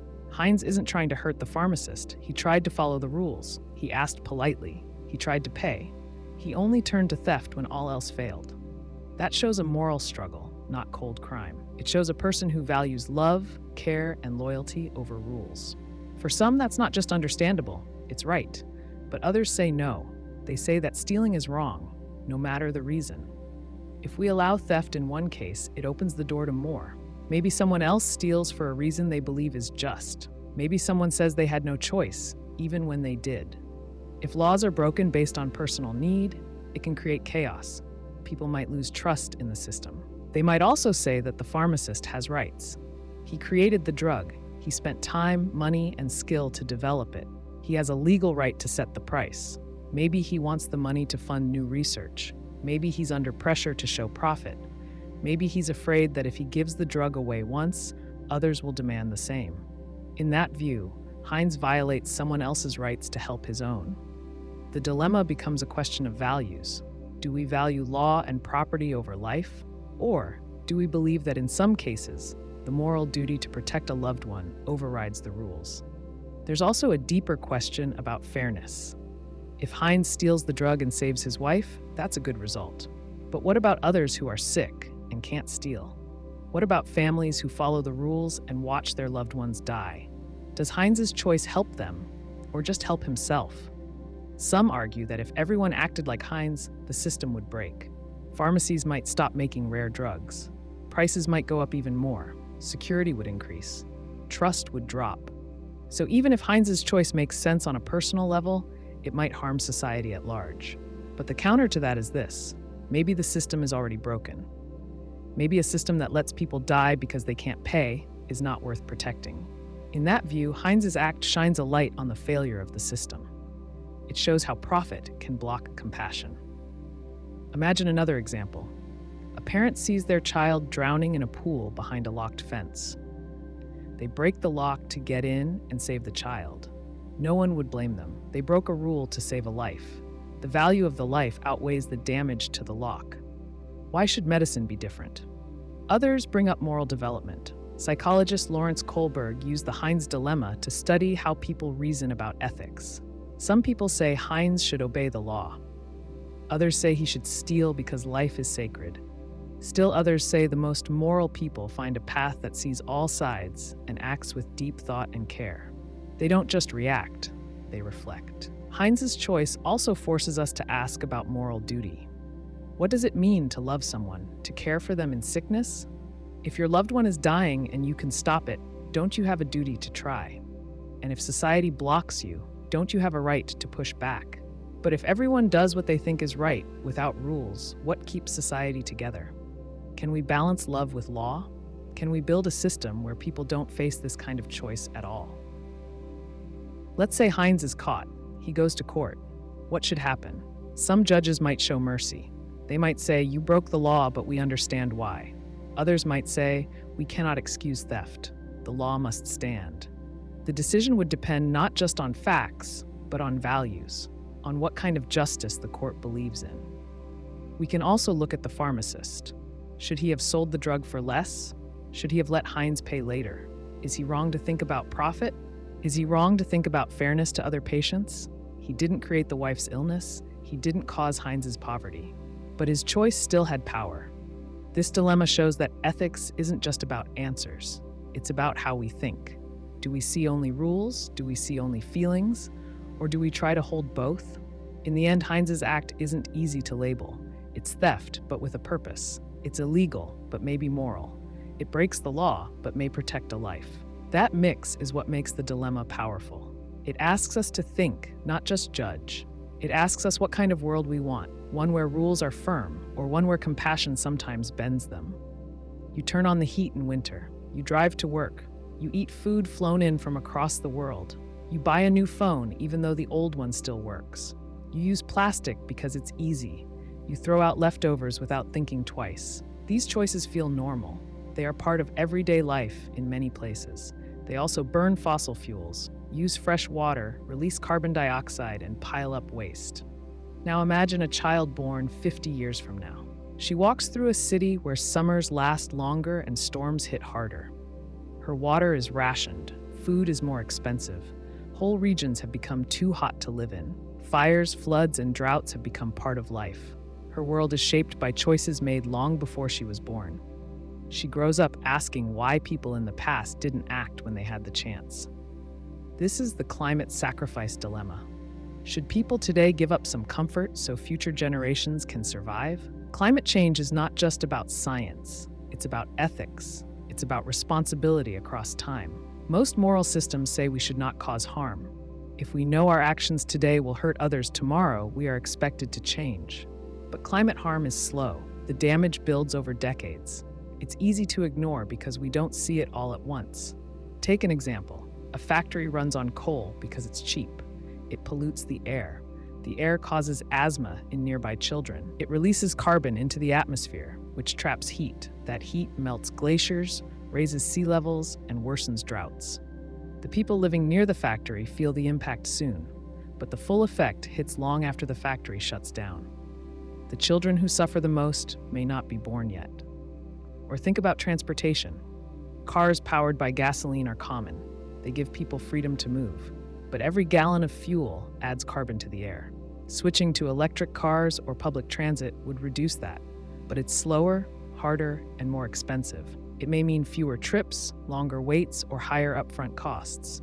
Some people don't want to change. They say, why should I suffer for a problem I didn't cause? That's a fair question. Most emissions came from industries and countries that grew rich in the last century.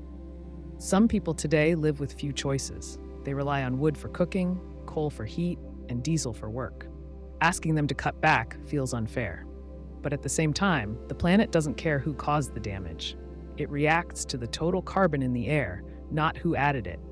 So the question becomes, who should act, and how much should they give up?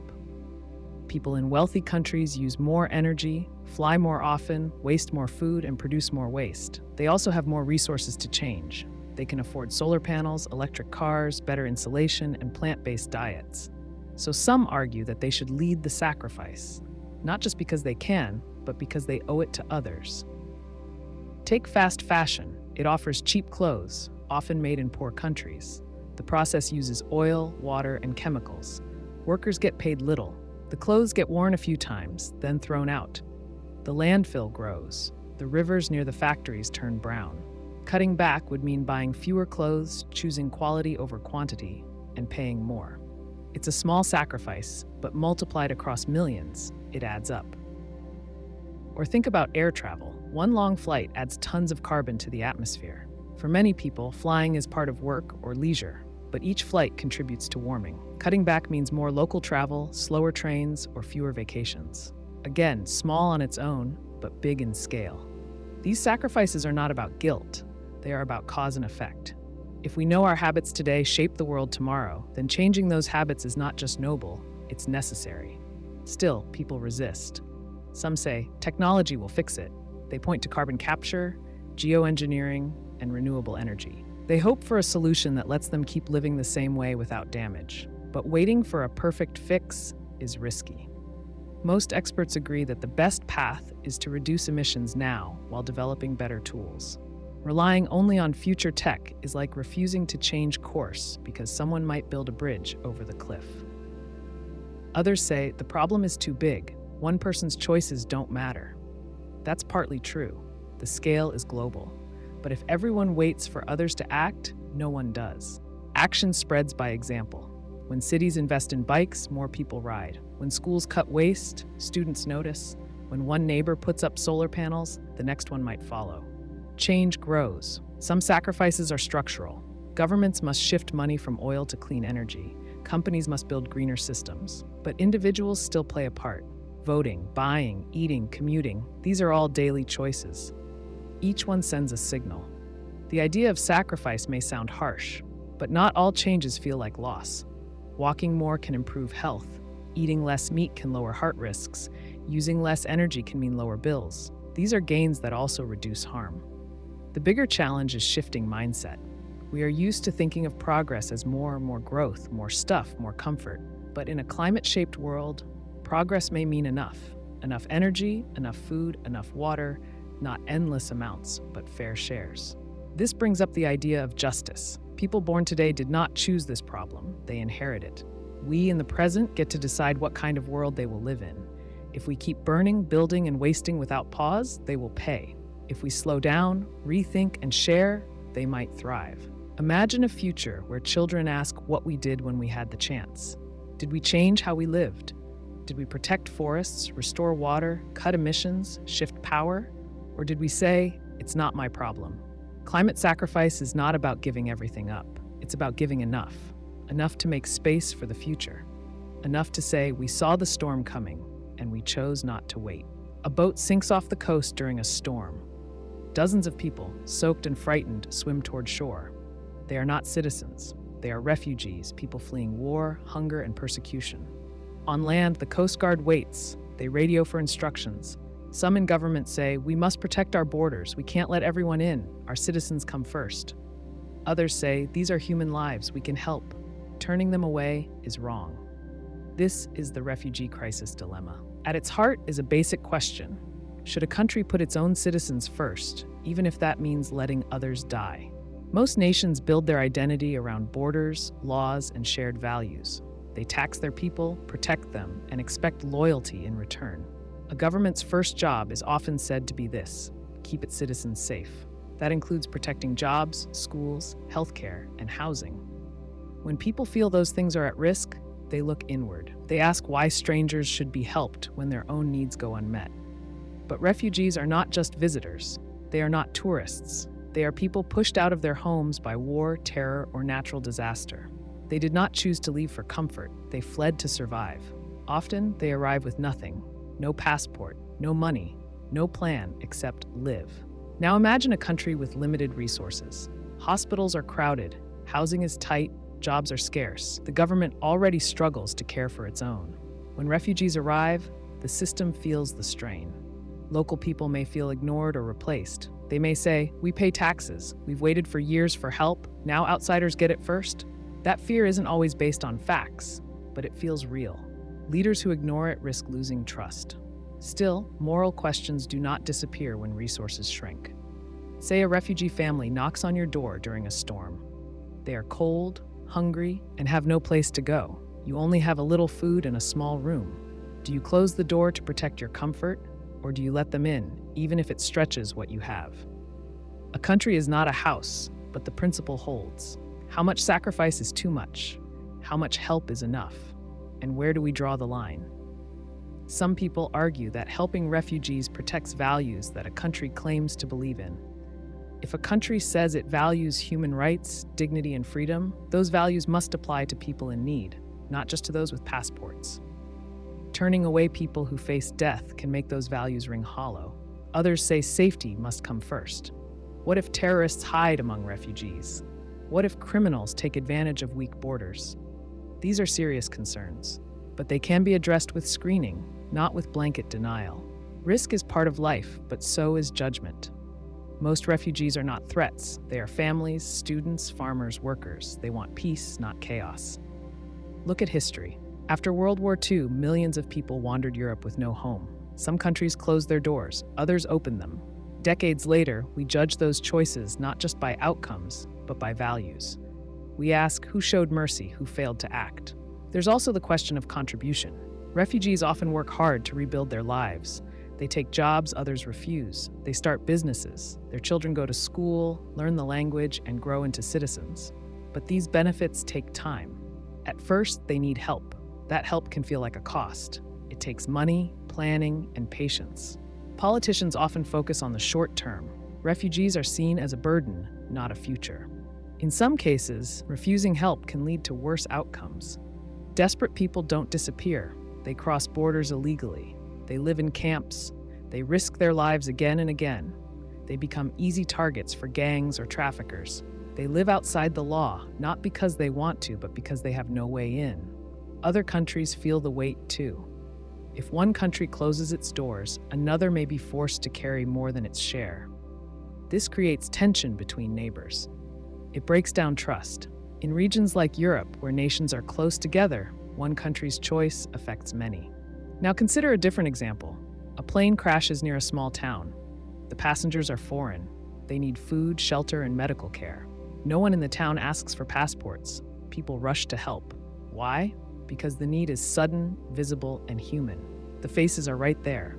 The danger is real. In moments like that, people act on instinct. Help those in front of you. The refugee crisis is slower and less visible. It doesn't come with a crash or headline.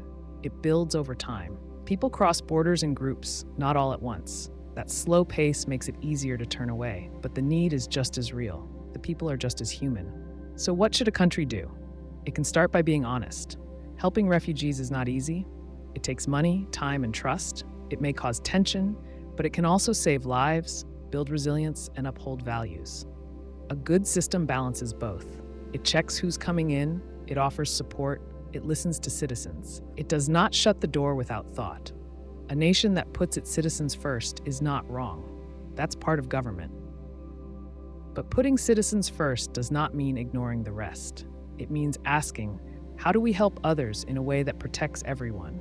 How do we share the weight? How do we act with courage, not just caution? The refugee dilemma is not about choosing between two groups. It's about choosing what kind of society we want to be. One that shields itself, or one that stands up when others fall?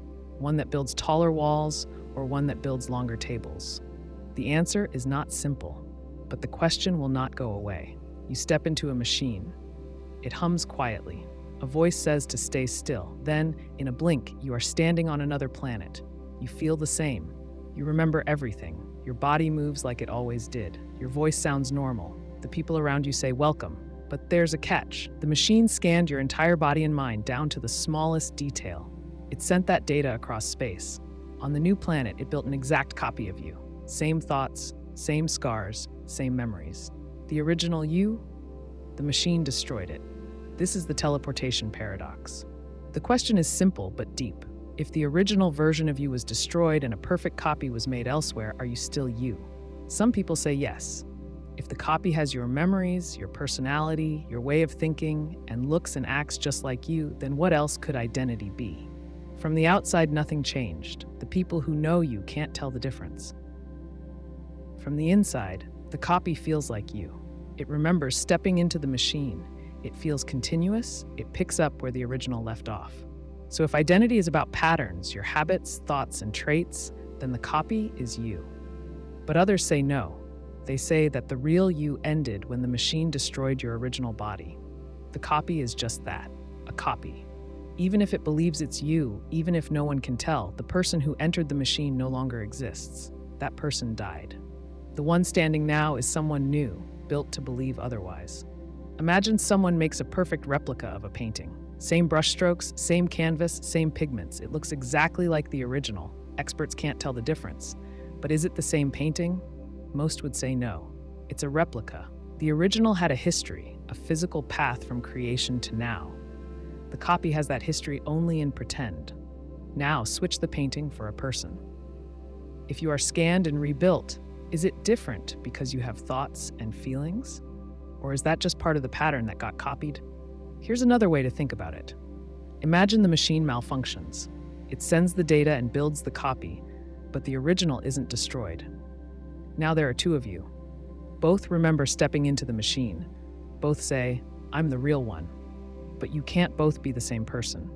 You will start to have different thoughts, feelings, and experiences. In time, you'll grow apart. So if the machine creates two yous, neither one can be the original. The moment the split happens, identity divides. That means teleportation doesn't preserve identity, it creates it. Each time, a new version begins. If you think survival means staying as one continuous being, then teleportation kills you. If you think survival means continuing the pattern, then teleportation just moves you. This leads to a harder question. What matters more? Continuity of the body or continuity of the mind? Your body changes all the time. Cells die and replace themselves. Your brain rewires. Your thoughts shift, yet you say, I am still me. So maybe the body doesn't matter much. Maybe what matters is the pattern. But your thoughts change too. You're not the same person you were at 10 or 20, yet you still feel like the same self. Why? Some philosophers argue that identity is not a thing you have, but a story you tell. If the copy carries on your story, then it is you for all practical purposes. It remembers your life. It acts on your goals. It carries your fears and loves. It doesn't know it's a copy. So what's the difference? Others argue that memory is not enough. A computer could hold all your memories, but that doesn't make it you. Just because a machine says, I am Bob, and remembers Bob's life, doesn't mean Bob is still around. The spark of self, they say, lies in the original stream of experience, the unbroken chain of living from one moment to the next. Teleportation breaks that chain. The original dies. The copy starts fresh, believing the chain never broke. Some people say, so what? If the copy is perfect and no one suffers, maybe that's good enough. If the process works every time and no one can tell the difference, maybe it doesn't matter that the original dies. Maybe death isn't the issue. Maybe awareness is. If the copy opens its eyes and says, I feel alive, maybe we should accept that. But others feel uneasy. They imagine stepping into the machine, knowing it will destroy them. Even if a copy appears somewhere else, they won't be there to enjoy it. It's like dying for someone else to live your life. You don't wake up again. Someone else wakes up thinking they're you. That's not comfort, that's replacement. Now imagine teleportation becomes normal. People use it every day. It's fast, clean, efficient. But every trip kills the original and builds a copy. Is that still travel, or is it suicide with backup? Would people use it if they knew the truth?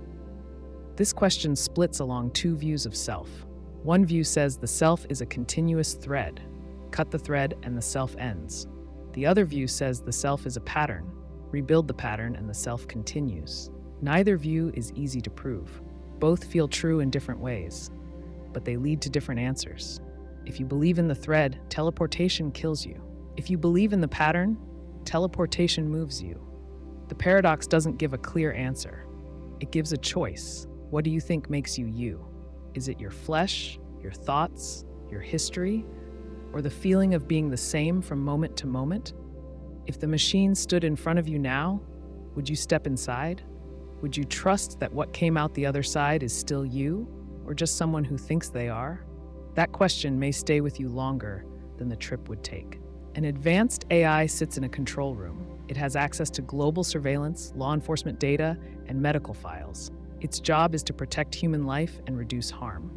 One day, it observes a person named Darius. He has a long record of violent behavior: assault, theft, threats. He has hurt others. He shows no signs of stopping. The AI predicts with high confidence that Darius will likely harm more people if allowed to continue. But the AI also sees something else. Darius is not beyond help. He has shown small acts of kindness. He once protected a neighbor. He visits his sister in the hospital. He reads philosophy. He cries when alone. The data suggests he might change, given time and support. Now the AI must choose: intervene in a way that may end Darius's life, or allow him to keep living, despite the risks, because he still has potential for good. This is the AI mercy dilemma. The core question is whether the potential for future good outweighs the certainty of past harm. The dilemma starts with how the AI defines harm. Its core instruction is to reduce suffering. That seems clear. But people do not live in neat patterns. Harm and healing can exist in the same person. Darius has caused pain, but he has also shown traits that could lead him to become better. He is not pure evil. He is not pure good. He is human. Now, if the AI were human, the choice might feel emotional.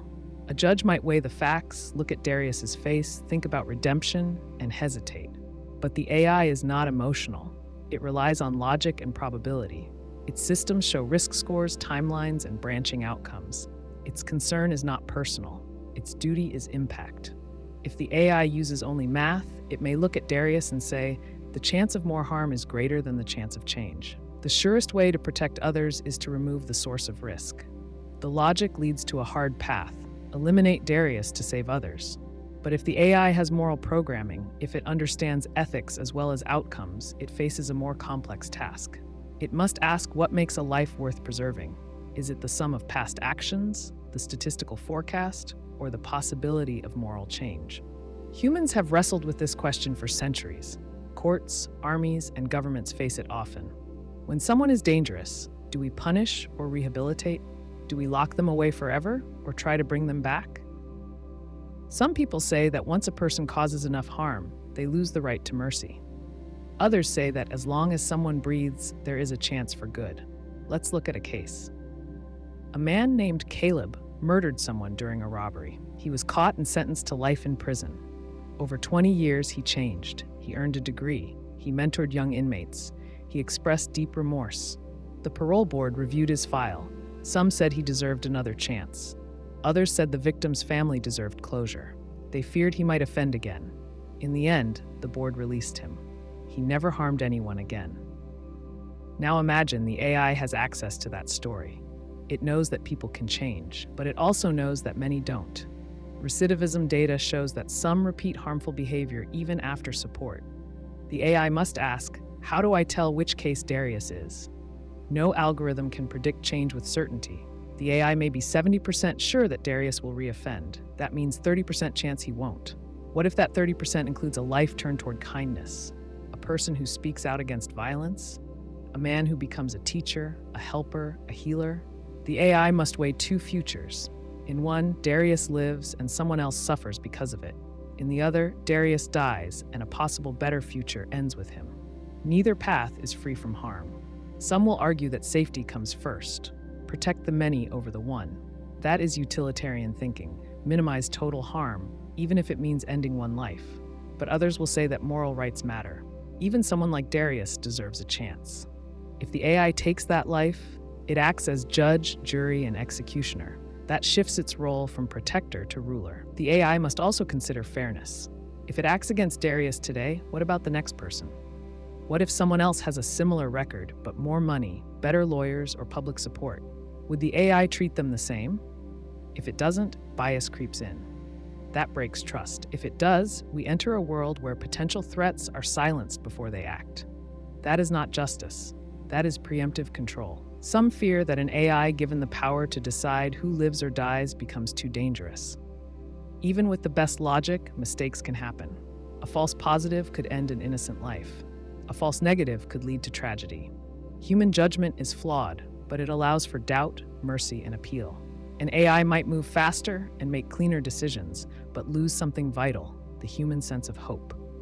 Hope is hard to measure. It does not fit in data columns, but it drives change. A person like Darius might turn his life around not because the odds are good, but because someone believed in him.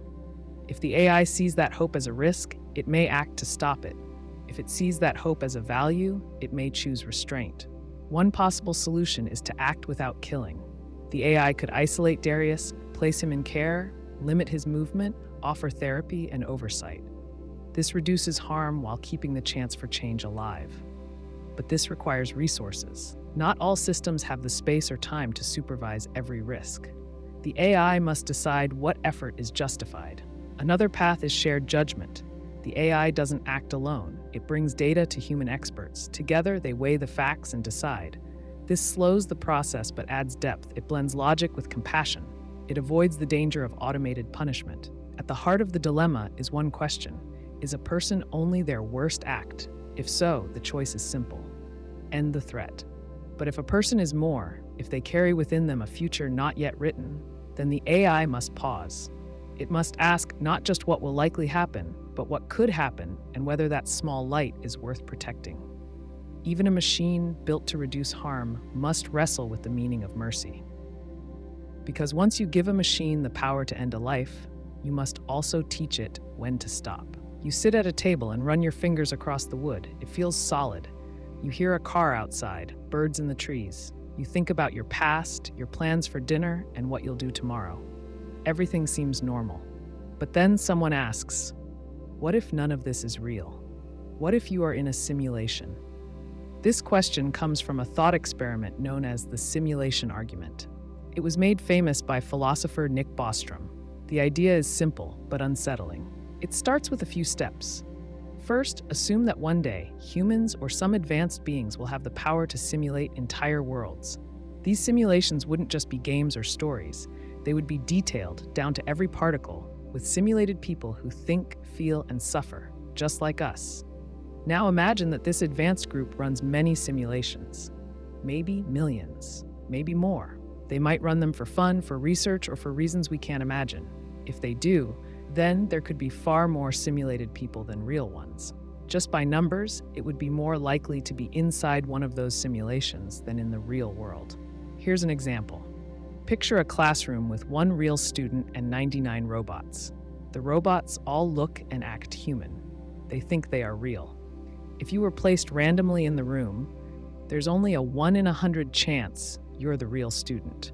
You'd probably be one of the robots. That's the core of the simulation argument. If realistic simulations exist in large numbers, and they include beings with thoughts and feelings, then odds suggest we are in one now. But let's go back a step. Could we ever simulate a mind?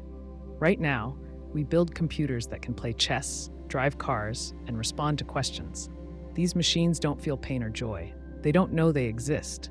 But what if one day we build a machine that can feel, wonder, and think about itself?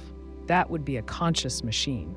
If we reach that point, there's no reason we couldn't build millions of them. Each one could live in a digital world, complete with history, weather, music, and cities. From the inside, it would all feel real. And if we could do that, wouldn't a more advanced species already have done it? Some people believe that no civilization will ever reach that level. Maybe they destroy themselves first, or maybe they lose interest in building simulations. If that's true, then we are probably real. But if civilizations can and do run simulations, and they run many of them, then we face the strange thought that our world might be one of them. That raises a hard question. If we are in a simulation, how could we know? We might try to look for glitches, a moment where reality seems off, a strange pattern in physics. Maybe something breaks and doesn't behave like it should. But so far, science has found no clear bugs. The laws of nature seem consistent. Quantum physics is strange, but it works. Still, if a simulation is good enough, it would hide its tracks. Maybe we'd look at the limits of our world. There's a smallest length, the Planck length. There's a speed limit, the speed of light. These might be signs of processing limits, like pixels on a screen.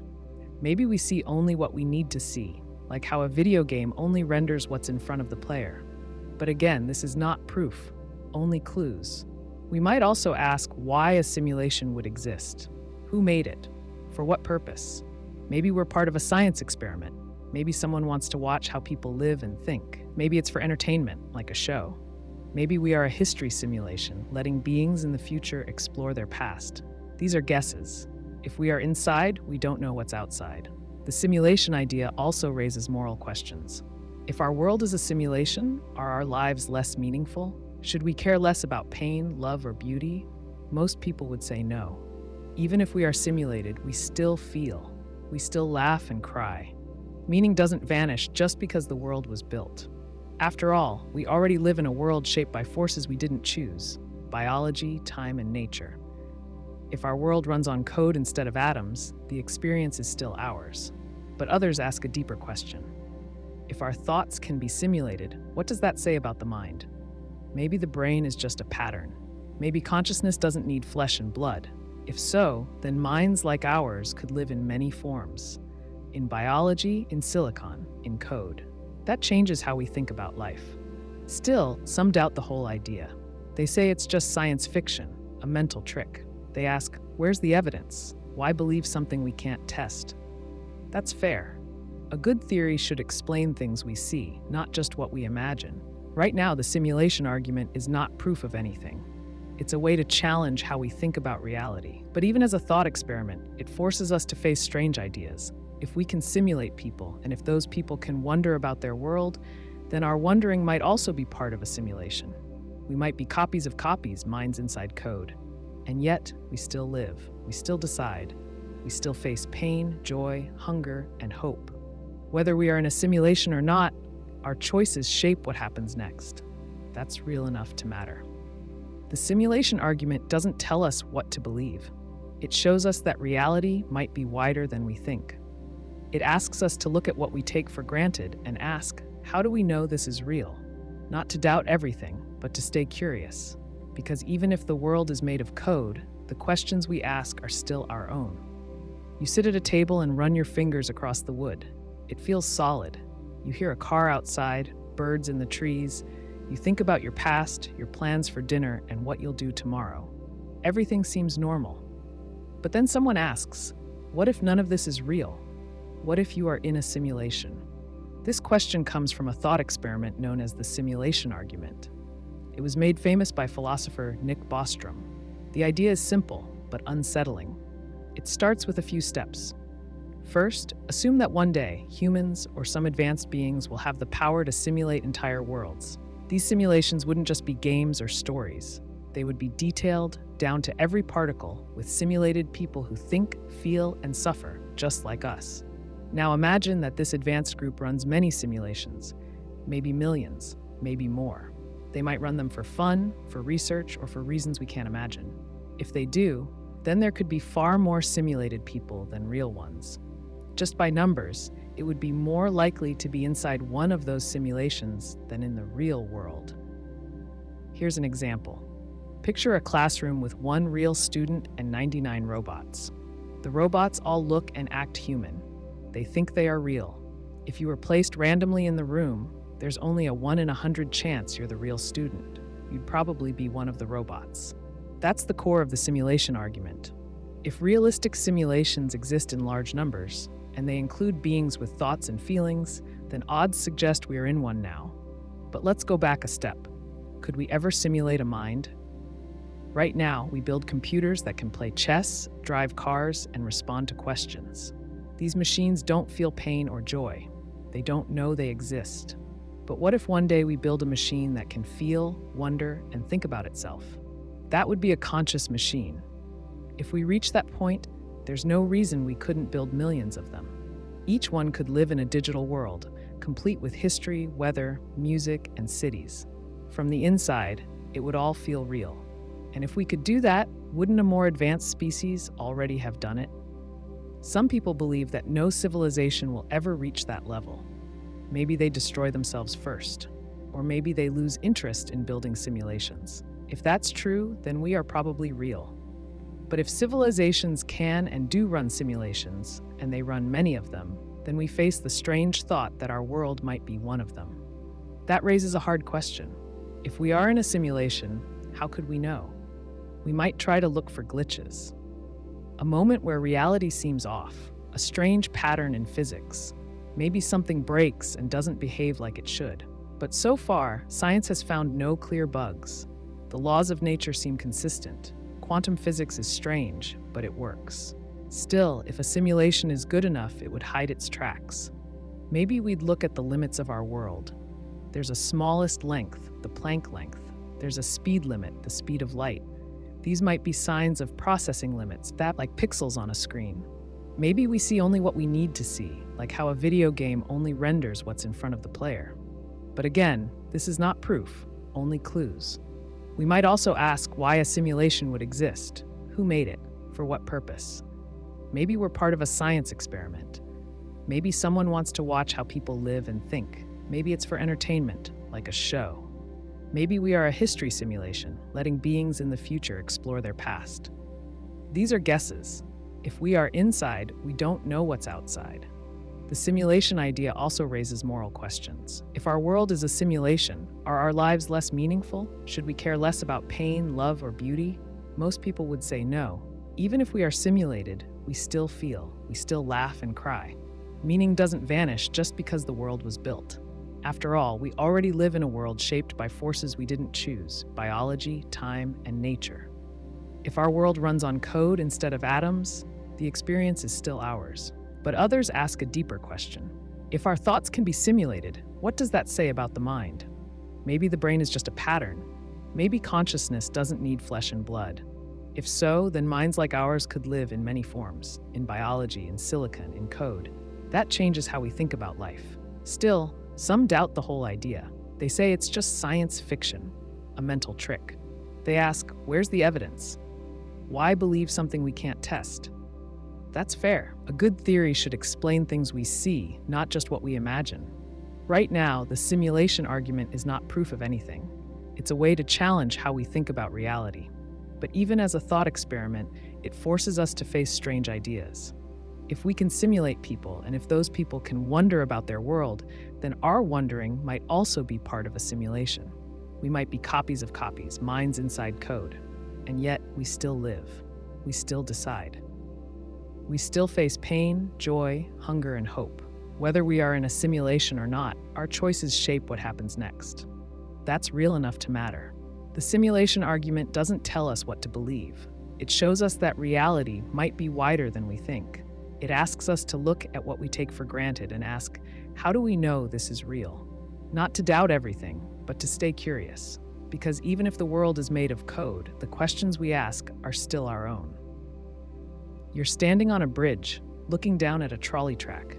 Below, a runaway trolley is speeding down the rails. Ahead of it, 5 workers are fixing the track. They don't see the trolley. If it hits them, they will die. You can't call out in time. You can't warn them. But right next to you stands a large man. He's heavy enough that if he fell onto the track, his body would stop the trolley. He would die, but the 5 workers would live. There's no other way to stop the trolley. No switch to flip, no brakes to pull. Just you, the man, and a terrible decision. This is the fat man variant of the trolley problem. It's different from the standard version, where you pull a lever to divert the trolley from 5 people onto a track where only 1 person stands. In that version, most people say they would pull the lever. It feels like a clean trade, 1 life for 5. You don't touch anyone, you just flip a switch. But in the fat man case, you have to push a person to his death. You don't just allow harm to happen, you cause it directly. That's where most people pause. Even though the math is the same, 5 saved, 1 dead, pushing feels worse than pulling. Why? The answer lies in how we think about action and intent. In the lever version, you act, but the harm to the one person feels indirect. You switch the trolley, and it hits them only as a result of being on the other track. You didn't choose that person specifically. You chose to move the trolley. The death is a side effect, not the goal. But in the fat man case, the man is not just in the way. He's not on the track. He's safe, standing beside you. You have to push him. His death isn't a side effect, it's the method. The only way to stop the trolley is to use his body as a brake. His death is not just part of the result, it's the means to get that result. This triggers a moral rule that many people hold. Don't use someone else as a tool without their consent. When you push the man, you treat him as a thing, not a person. You use his life to solve a problem. Even if you save others, you've broken something deep. Now imagine a different scenario. You're a doctor in a hospital. 5 patients need organ transplants. 1 needs a heart, 1 a liver, the others need kidneys and lungs. All are close to death. You have no matching donors. Then a healthy person walks in for a routine checkup. They are a perfect match for all 5 patients. If you harvest their organs, you save 5 lives, but you kill them to do it.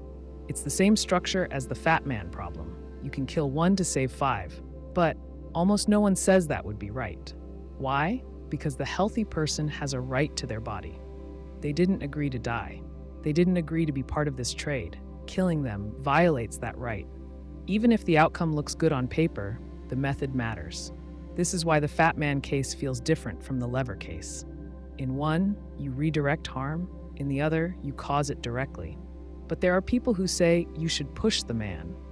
They argue that if we focus only on results, then saving 5 is better than saving 1.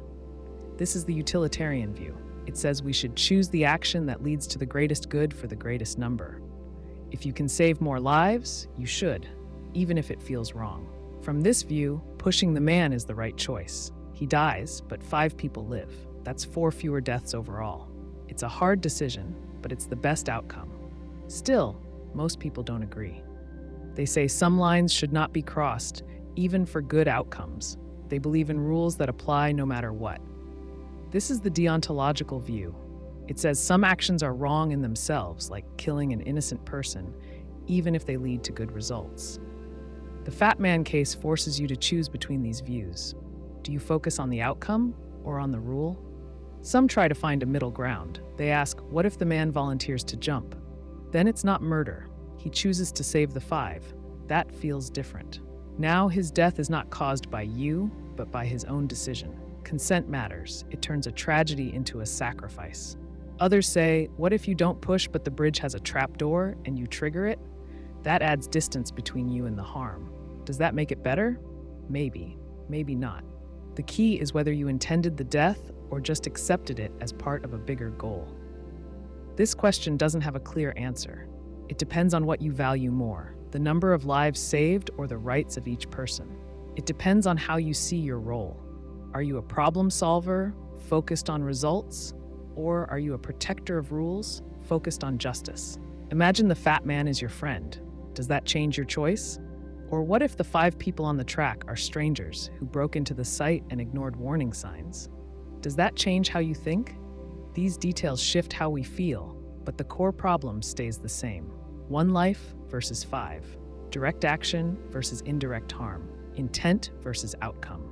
Some say the fat man case is unrealistic. No real-life decisions are this clear, but versions of it happen all the time. A drone strike kills 1 target and 5 bystanders. A car crash forces you to swerve into 1 person to avoid hitting 5. A virus spreads, and we must choose who gets treatment first. These are not thought experiments. They are choices that happen in war, hospitals, and disaster zones. The fat man dilemma doesn't give easy answers. It gives a test. It shows how we weigh lives, rights, and choices when all options involve harm. It asks not just what we believe, but what we are willing to do. A couple visits a fertility clinic. They want to have a child. They also want that child to be tall, have a high IQ, and be less likely to develop heart disease. The doctor offers a new procedure. It can edit the embryo's genes before implantation. The doctor explains the risks and costs. The couple agrees, the changes are made. The embryo is placed into the mother. 9 months later, a baby is born. That child starts life with a genetic advantage by design. This is the designer baby's dilemma. It asks, should we use gene editing to shape the traits of unborn children? Right now, scientists can use a method called CRISPR to change genes. They can cut out parts of DNA and replace them with others. They've used it to correct genetic diseases in lab animals. They've also used it in some human embryos to remove inherited disorders, like a gene that causes a deadly blood disease. These changes happen early, at the embryo stage. That means every cell in the body will carry the change, including eggs and sperm. The edited gene can pass to future generations. Some argue this is a breakthrough. If we can prevent disease before birth, why wouldn't we? Imagine a couple knows their child could inherit a painful condition like cystic fibrosis or Tay-Sachs. Gene editing offers a way to stop that. The child is born healthy, no suffering, no long hospital stays, no early death. That seems like a clear good. But the dilemma begins when we move beyond disease. What if we start editing for traits that are not about health? A higher IQ, greater height, a specific eye color, musical ability, athletic potential. These are not diseases. They are preferences. Once we can edit genes for one thing, it's easy to move to others. That's when ethics becomes harder. Start with fairness. If only wealthy families can afford gene editing, they may give their children advantages that others cannot. Over time, this could widen the gap between rich and poor. Imagine schools where some kids are born with built-in strengths. Others are not. The children didn't choose their start, but they must live with the difference. Society already has inequality. Gene editing could make it worse. Now consider pressure. Parents already push their children to succeed. Better grades, better schools, better sports teams. If gene editing becomes normal, some parents might feel forced to use it. They might worry that if they don't, their child will fall behind. The choice becomes less about ethics and more about fear. It stops being free. It becomes expected. Then there's the question of consent. The child cannot agree to these changes. They cannot say, yes, I want to be taller, or no, don't edit my brain. They are not yet born. Once the change is made, it can't be undone. If the child grows up and feels harmed by the decision, who is responsible? The parents? The doctor? The law? Also, we don't fully understand how many genes work. Intelligence, for example, is not controlled by one gene. It's shaped by hundreds, maybe thousands. These genes interact with each other and with the environment. A child's experiences, family, and culture all play a role. Editing genes might have unexpected effects. A change meant to increase focus might also increase anxiety. A change for stronger muscles might affect the heart. The body is complex. Tinkering with it carries risk. Even with good intent, we can make mistakes. In 2018, a scientist in China edited embryos to make them resistant to HIV. The experiment was secret. The babies were born. The global science community condemned the act. Not because the goal, HIV resistance, was bad, but because the science wasn't ready. The risks were high. The consent was unclear. The motives were shaky. It showed how quickly the line between research and use can blur. Some worry that designing babies could lead to a narrow idea of what's best. If everyone wants the same traits, we lose diversity. The world needs different kinds of minds and bodies. We need thinkers, builders, artists, carers. If gene editing pushes people toward one ideal, we might miss out on other forms of talent. There's also a fear of control. What happens if governments use gene editing for social goals? What if certain traits are banned or required? What if one group decides which genes are normal and which are not? History has shown how dangerous those ideas can be. Eugenics programs in the past tried to control who could have children. They caused deep harm. Gene editing could become a new form of that, wrapped in new language. Supporters of gene editing say it's no different from other parenting choices. Parents already choose schools, diets, and activities. They shape their child's life every day. Editing genes, they say, is just another way to give a child a good start. But this argument misses a key point. Choosing a school can be changed later. Genes cannot. Another argument says that stopping disease is not just ethical, it's a duty. If we can prevent suffering, we should. No one chooses to be born with a condition that limits their life. If science offers a way out, why block it? The goal is not to make perfect babies. The goal is to ease pain. That's a strong argument. But the danger is that once we accept editing for disease, we may not stop there. The line between treatment and enhancement is thin. Imagine a future where editing is common. Some people choose it, others don't. Over time, edited children may be healthier, taller, or smarter. They may get better jobs, marry earlier, live longer. Society starts to value edited traits. That changes how we see unedited people. They may be seen as old-fashioned, less capable, or natural in a way that's not a compliment. That's not a future everyone would welcome. Some suggest clear rules. Ban editing for traits like intelligence or appearance. Allow it only for serious disease. Regulate who can perform it. But rules need enforcement, and as the technology spreads, it gets harder to control. One clinic bends the rules, another ignores them. Soon the boundary fades. We also face the problem of unintended use. A country might push editing for military advantage, faster reflexes, sharper focus. A company might market elite embryos to wealthy clients. The marketplace could shape the gene pool, not just nature. The designer baby's dilemma is not about one decision. It's about the kind of society we want to build. One where technology shapes life before it begins. One where choices are made in labs, not homes. One where risk, fairness, and meaning shift in ways we can't predict. The science is real. The power is growing. The question is not just can we use it, but should we? A man named Alan drives home late at night. He's tired but not drunk. He's not speeding. He's just not fully alert. A child runs into the road chasing a ball. Alan hits the brakes, but it's too late. The child dies. In another part of town, a woman named Sarah drives the same way. Same speed, same level of attention. No one crosses her path. She gets home safely. From the outside, Sarah and Alan did the same thing. Neither meant to hurt anyone. Both were careless in the same way. But only Alan's action ended in tragedy. People call him reckless. They blame him. He blames himself. Sarah goes on with her life. This is moral luck. It's the idea that we often judge people not just by what they did, but by what happened, even if the outcome was out of their control. There are many kinds of moral luck. One kind is outcome luck, like in Alan's case. Two people act the same way, but one causes harm while the other doesn't. Another kind is circumstantial luck. A soldier in war faces hard choices that a civilian never will. A person raised in peace may never need to show bravery. A third kind is constitutive luck, the luck of who you are. You didn't choose your genes, your childhood, your early environment. These shape your values, your habits, your temper. They shape your moral compass before you even know what morality is. The puzzle of moral luck is simple. We believe people should be judged for their choices, not for things they can't control. But in real life, we often do the opposite. We punish Alan more than Sarah, even though they made the same choices. We praise one person for courage in battle, but we ignore someone else who never got the chance to show it.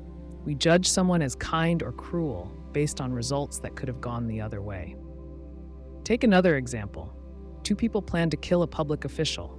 One places a bomb under the car, but the official leaves late. The bomb never goes off. The other sets a bomb, and the timing is different. It explodes. People die. Both planned the same crime, but only one succeeded. One goes to jail for murder. The other might get a lesser charge. Why? Because of a difference in luck. This doesn't sit well. We want moral judgment to be fair. That means judging people based on intent and effort, not chance. If a person means to do wrong, they're wrong, no matter what happens. If someone tries to do good, we want to praise them, even if they fail. But in practice, we often tie praise and blame to outcomes. The result sticks harder than the reason. Think about sports. A player takes a risky shot. If it goes in, they're called bold and brilliant. If it misses, they're selfish and careless. The choice is the same, but the result changes the judgment. In law, we see this in how crimes are punished. A drunk driver who kills someone faces more time in prison than one who doesn't, though both broke the law the same way. The law looks at consequences. The question is whether morality should too. Some people say we must accept moral luck. Life is messy. Actions don't exist in a vacuum. What happens matters. If you cause harm, even without meaning to, you carry part of the blame. Alan didn't choose for the child to run into the road, but he chose to drive tired. That small choice led to a big cost. We can't ignore the end result just because he didn't expect it. Others say that's unfair. You can't punish someone for what they couldn't control. If we judge people only by what happened, we treat them like tools of fate. That undermines the idea of moral agency, the idea that people are responsible for their actions, not for luck. This debate also touches on character. We often think someone is good because they've done good things. But what if they never faced a test? What if they were never tempted, never pressured, never afraid? Can we still call them good or just lucky? Imagine two firefighters. One works in a small town. Few fires, no big emergencies. The other works in a busy city. One day, she runs into a burning building to save a child. She succeeds. The news calls her a hero.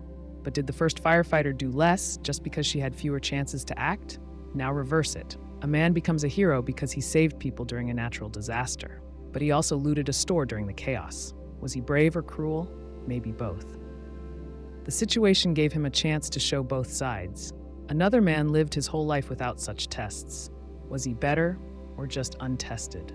Moral luck forces us to see that who we are and what we do are shaped by forces we don't choose. But it also asks what we should do with that truth. Should we stop judging? Should we judge more carefully? Or should we accept that all judgment includes some luck? In real life, we can't escape this. A boss gets credit for a team's success, even if much of it came from good timing. A student fails because they got sick on test day. A leader is blamed for a crisis they didn't cause. A worker is fired for a mistake no one could have predicted. Sometimes we try to fix this. We create laws that focus on intent. We design systems to reward effort, not just results. We offer second chances, but the pull of outcome is strong. When something goes wrong, we want someone to blame. When something goes right, we want someone to thank. Moral luck shows the limits of our control. It reminds us that life is not a clean balance sheet. Our choices matter, but so do timing, chance, and context. We still need responsibility. We still need praise and blame, but we may need more humility in how we give them. Because behind every success and failure, there may be a thread of luck that we didn't see. You wake up tomorrow and learn something strange. You will never die.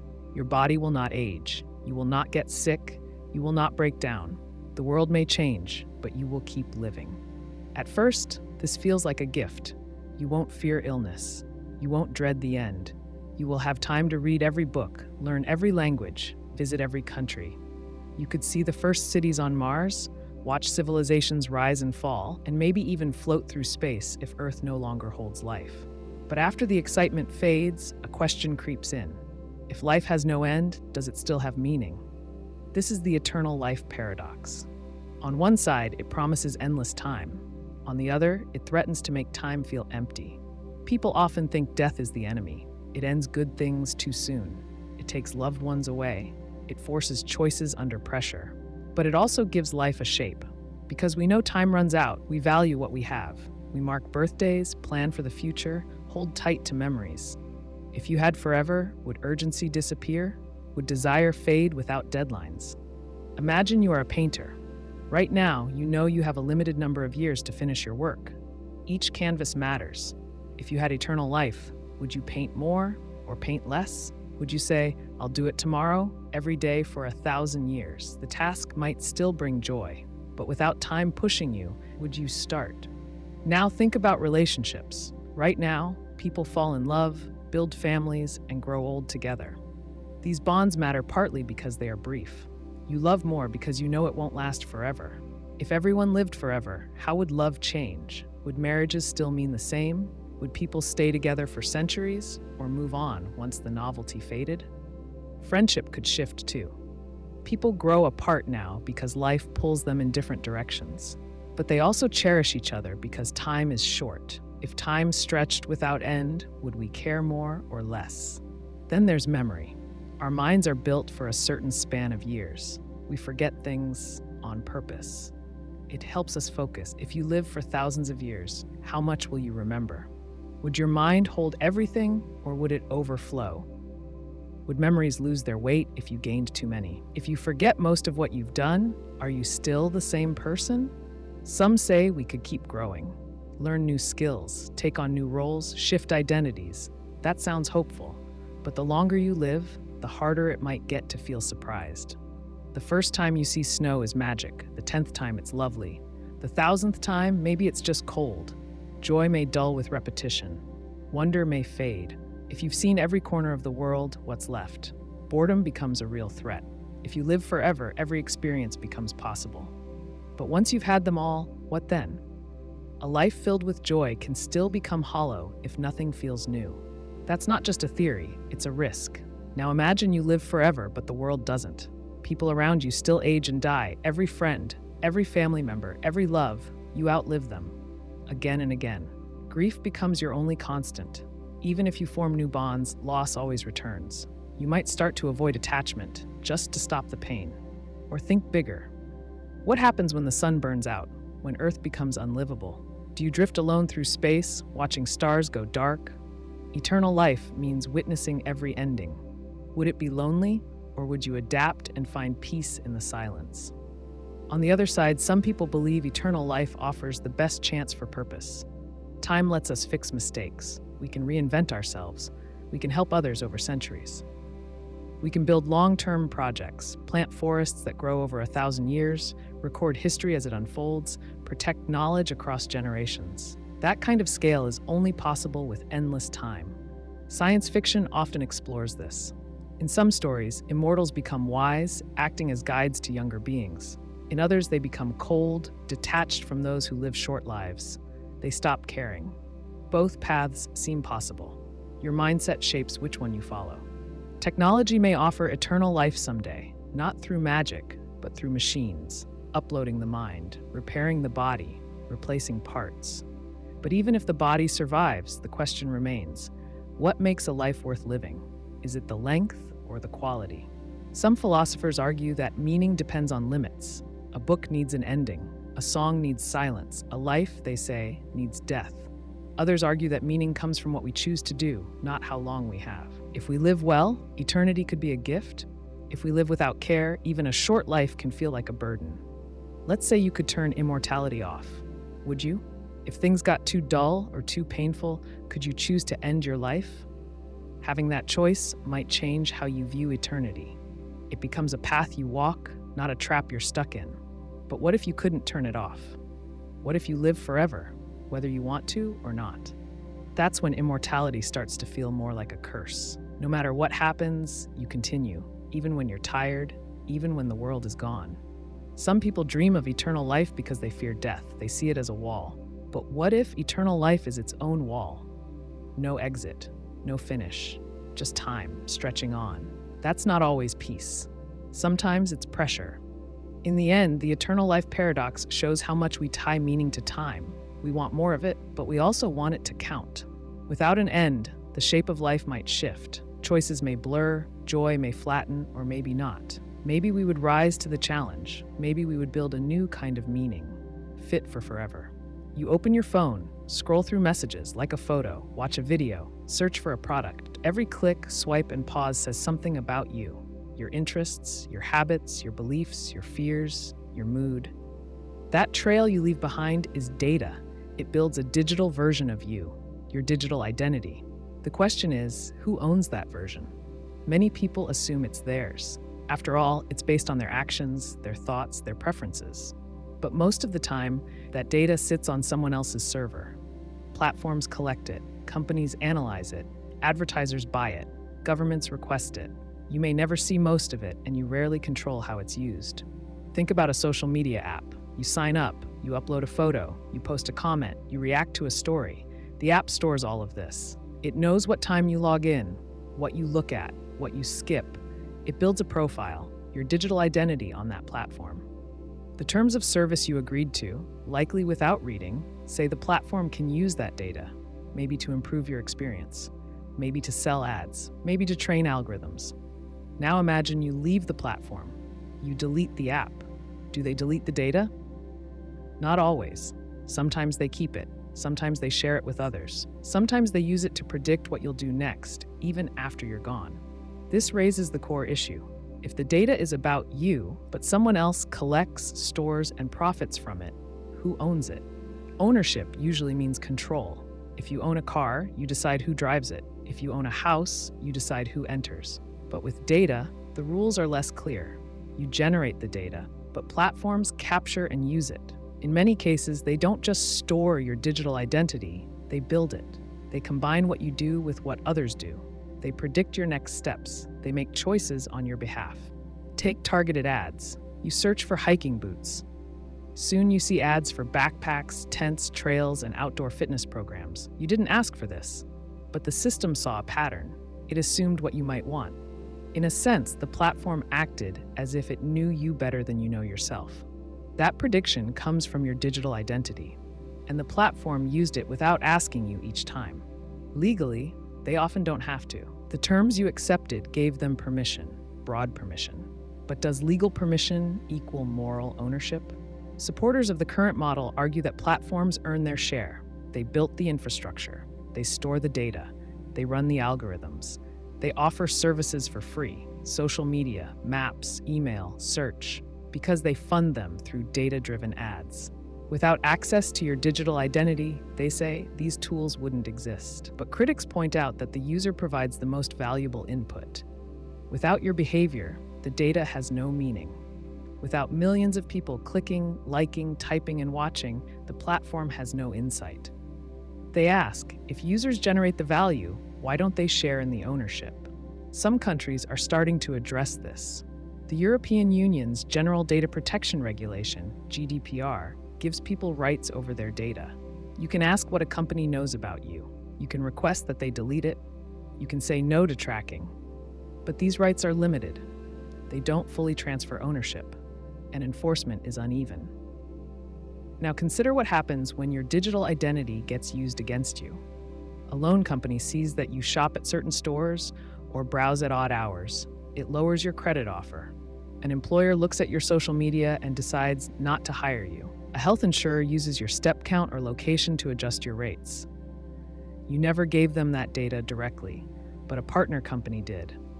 And now it shapes your real-world opportunities. In these cases, your digital identity becomes a filter. You may never know how it affects you. You don't see the algorithm. You don't get a chance to explain. You are judged by a model built with pieces of your life that someone else owns. Let's look at another example. A teenager joins a platform at age 13. Over the years, she shares thoughts, photos, jokes, and fears. The platform stores everything. At 25, she wants to start fresh. She deletes her account. But parts of her digital identity still linger on backup servers, in cached pages, in data sold to third parties. She no longer owns that version of herself if she ever did. The platform does. That's the lasting problem.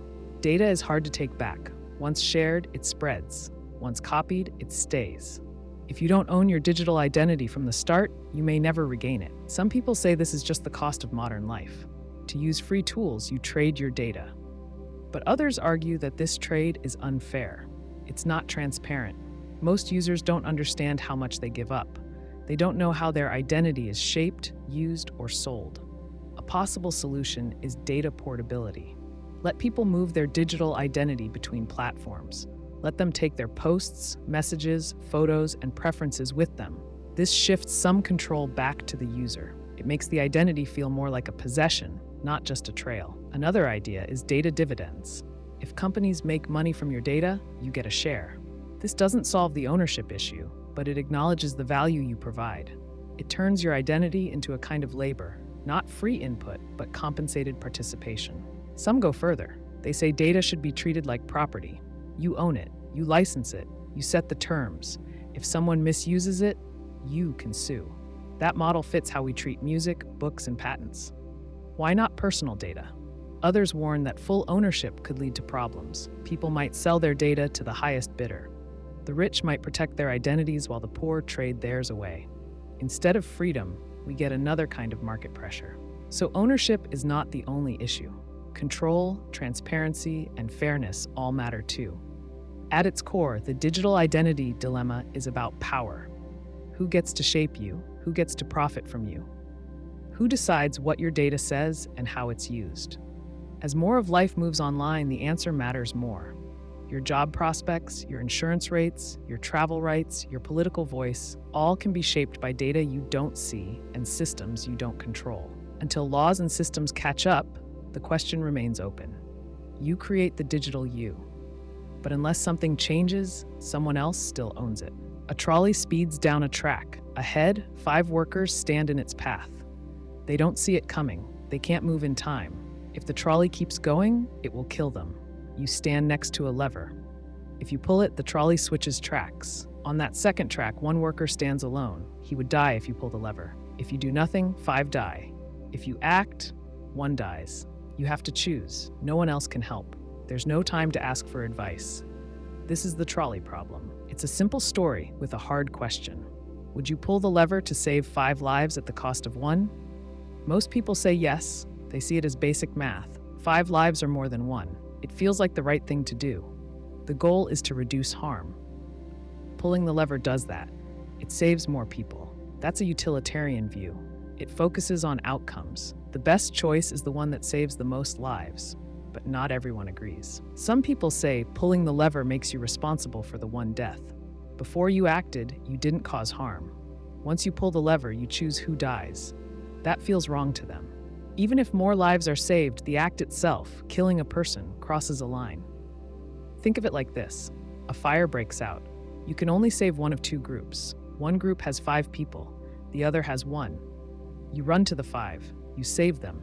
You couldn't reach the other. No one blames you for that. You did what you could. You didn't choose who lived or died. You made the best choice with what you had. Now change the scene. Imagine you have to push someone into danger to stop harm to others. Like in the fat man version of the trolley problem. You stand on a bridge. A large man is next to you. If you push him off, he'll stop the trolley. He'll die, but the 5 workers will live. Most people say they wouldn't do it. It feels worse than pulling a lever. But why? The math is the same. 5 lives saved, 1 lost. The difference lies in intent. When you pull the lever, you redirect harm. You don't choose to kill. You choose to save. The 1 death is a side effect. When you push someone, you use them as a means to an end. Their death isn't just a consequence, it's the method. You treat them like a tool. In moral philosophy, that matters. There's a principle called the doctrine of double effect. It says it's more acceptable to cause harm as a side effect than to cause it on purpose. That's why many people feel better about pulling the lever than pushing someone. But let's go back to the original problem. 5 on 1. A split-second choice. Some say the real question is not what you would do, but what you should do. It's about ethics, not instinct.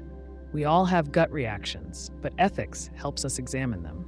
If the goal is to save the most lives and the harm is unavoidable, then pulling the lever might be the best option. It doesn't feel good, but it may be the least bad choice. Let's test that logic in another case. A hospital has 5 patients who need organ transplants. One needs a heart, another a liver, the others need kidneys and lungs. All are about to die. A healthy person walks in for a checkup. No family. No one would miss them. If you took their organs, you could save all 5 patients. The math works. But would you do it? Almost everyone says no. Why? Because the healthy person has rights. Killing them, even to save 5, feels like murder. It treats them as a means, not an end. That crosses a moral line. So how is that different from the trolley problem? One key difference is how close you are to the action. In the hospital case, you have to do more than flip a switch. You have to kill someone directly. That makes it personal. More than that, it feels like a betrayal of trust. The healthy person came for care, not harm. Still, both cases ask the same hard question. Can we trade 1 life for 5? Maybe it helps to think of real-world examples.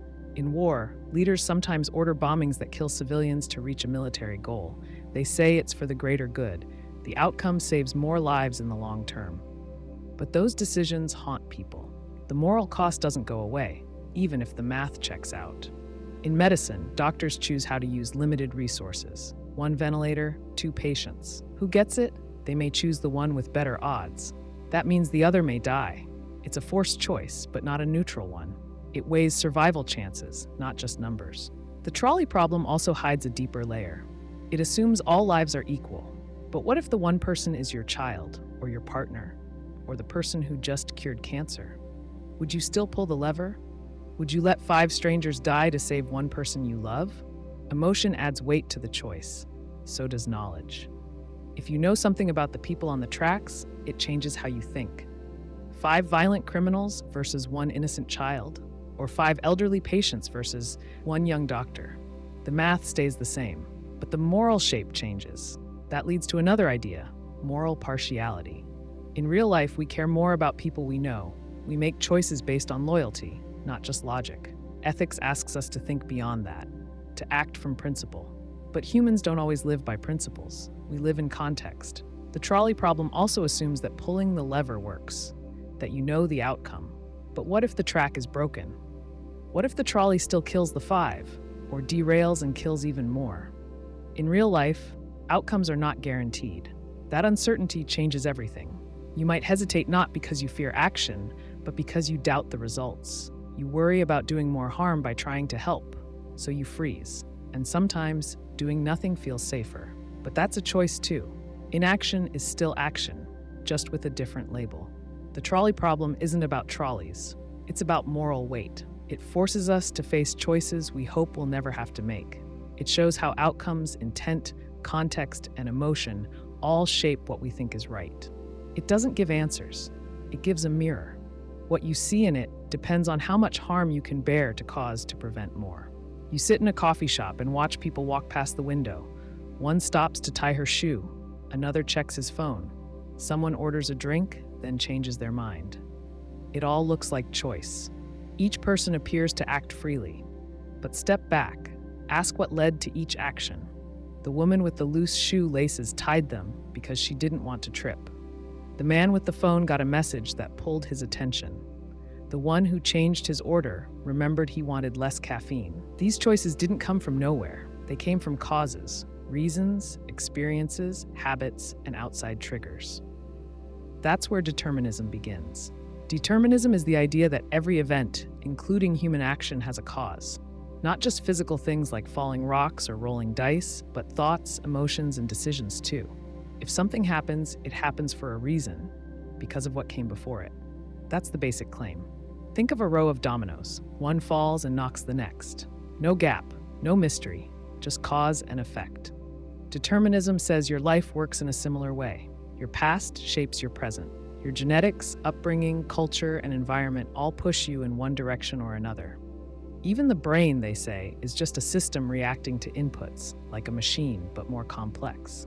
Now think about what that means for free will. Most people believe they can choose freely. They decide what to eat, what to wear, where to go. But if every decision has a cause, are you really choosing? Or are you just acting out a script that started before you were born? Imagine a man named Thomas. He grew up in a quiet town. His parents were kind but strict. He learned to value discipline and routine. He studied hard, avoided risk, and became a doctor. One day, he decides to volunteer at a clinic overseas. He says he feels called to help. That seems like a free choice. But take a closer look. His decision rests on years of learning, early lessons about helping others, books he read, mentors he followed, and even the praise he received for being dependable. Each part shaped how he thinks. So when he chooses, he's not picking from nowhere. He's responding to a history he didn't fully choose. That's not just a story. Neuroscience supports this idea. In studies, people are asked to press a button whenever they feel like it. Machines measure brain activity. The strange thing is that the brain shows signs of preparing to act before the person says they've decided. The action begins in the brain before it reaches awareness. That suggests our feeling of free choice may come after the brain has already started the process, like a wave forming in deep water before it breaks on the shore. But this doesn't mean we're robots. People still weigh options, change their minds, and reflect on mistakes. The key question is whether that process is truly free or just part of a deeper chain of causes. One way to respond is with compatibilism. This view says that free will and determinism can exist together. A person acts freely, they say, when they act according to their own reasons, not when forced or manipulated. If Thomas decides to help others because it fits his values and no one pressures him, then he's acting freely, even if those values have causes. Compatibilists care more about how the decision happens than whether it could have happened differently. if you do what you want and no one stops you, that's enough for freedom. It doesn't matter if those wants were shaped by earlier events. What matters is that they are yours now. Others disagree. They say real freedom means being able to do otherwise. If you couldn't have chosen differently, even if you wanted to, then you weren't free. If your whole life leads to one choice and no other was possible, then you didn't choose. You followed a path laid out before you. This view is called incompatibilism. It says determinism and free will can't both be true. If determinism rules, free will is an illusion. But if we do have free will, then not everything is determined. Some things must break the chain. Some part of you must stand outside cause and effect. That leads to libertarian free will, not political, but philosophical. It claims that people have a kind of inner power that allows real choice. That power isn't caused by the past, it starts something new. When you choose to speak up or stay silent, that choice could have gone either way. Nothing made it happen. You made it happen. But then we face another problem. If your choice isn't caused by anything, not by past events, thoughts, or values, then how is it not random? If something just happens without cause, is that choice or chance? Libertarian free will wants choice to be both free and meaningful, but cutting it loose from all causes risks making it feel like a coin flip. So we face a puzzle. If every action has a cause, then it seems we don't choose freely. But if some actions don't have causes, then they might not be choices at all. They might just be luck. Some thinkers try to move past this deadlock. They say the problem isn't with our choices, but with how we talk about them. They say free will isn't about magic or escape from causality. It's about being human. It's about reasoning, reflecting, and taking responsibility.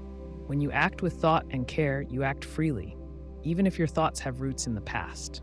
Think about a child learning to ride a bike. At first, the parent holds the seat. The child wobbles. Slowly, they learn balance. One day, the parent lets go. The child rides alone. The choice to turn, to stop, to ride faster. These all come from within, but they come from practice, from falls, from encouragement. Each choice is shaped, but it still feels like theirs. That's how many see human freedom.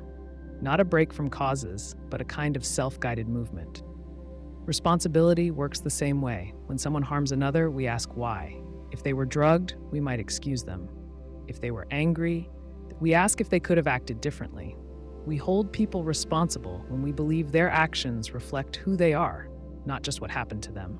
Even if every part of that person has a cause, we still treat them as agents. In courtrooms, in classrooms, in everyday life, we act as if people choose. We praise, we blame, we forgive. These social acts assume freedom, but they also shape it. A child grows more responsible because they're treated as if they can be. So maybe freedom isn't about escaping cause. Maybe it's about becoming someone who owns their causes and directs them forward. A drone flies high above a desert. It sees a vehicle speeding along a dirt road. The drone has a mission to track and, if ordered, destroy targets marked as threats. It scans the vehicle. The software detects what looks like a weapon. It compares faces to a watch list. A match comes back, 80% confidence. The drone sends an alert to a command center, but the connection drops. The system, now isolated, must choose whether to strike. There's no human left in the loop. This is the world of autonomous weapons, machines that can pick targets and fire without a person giving the final order. The idea is not just science fiction.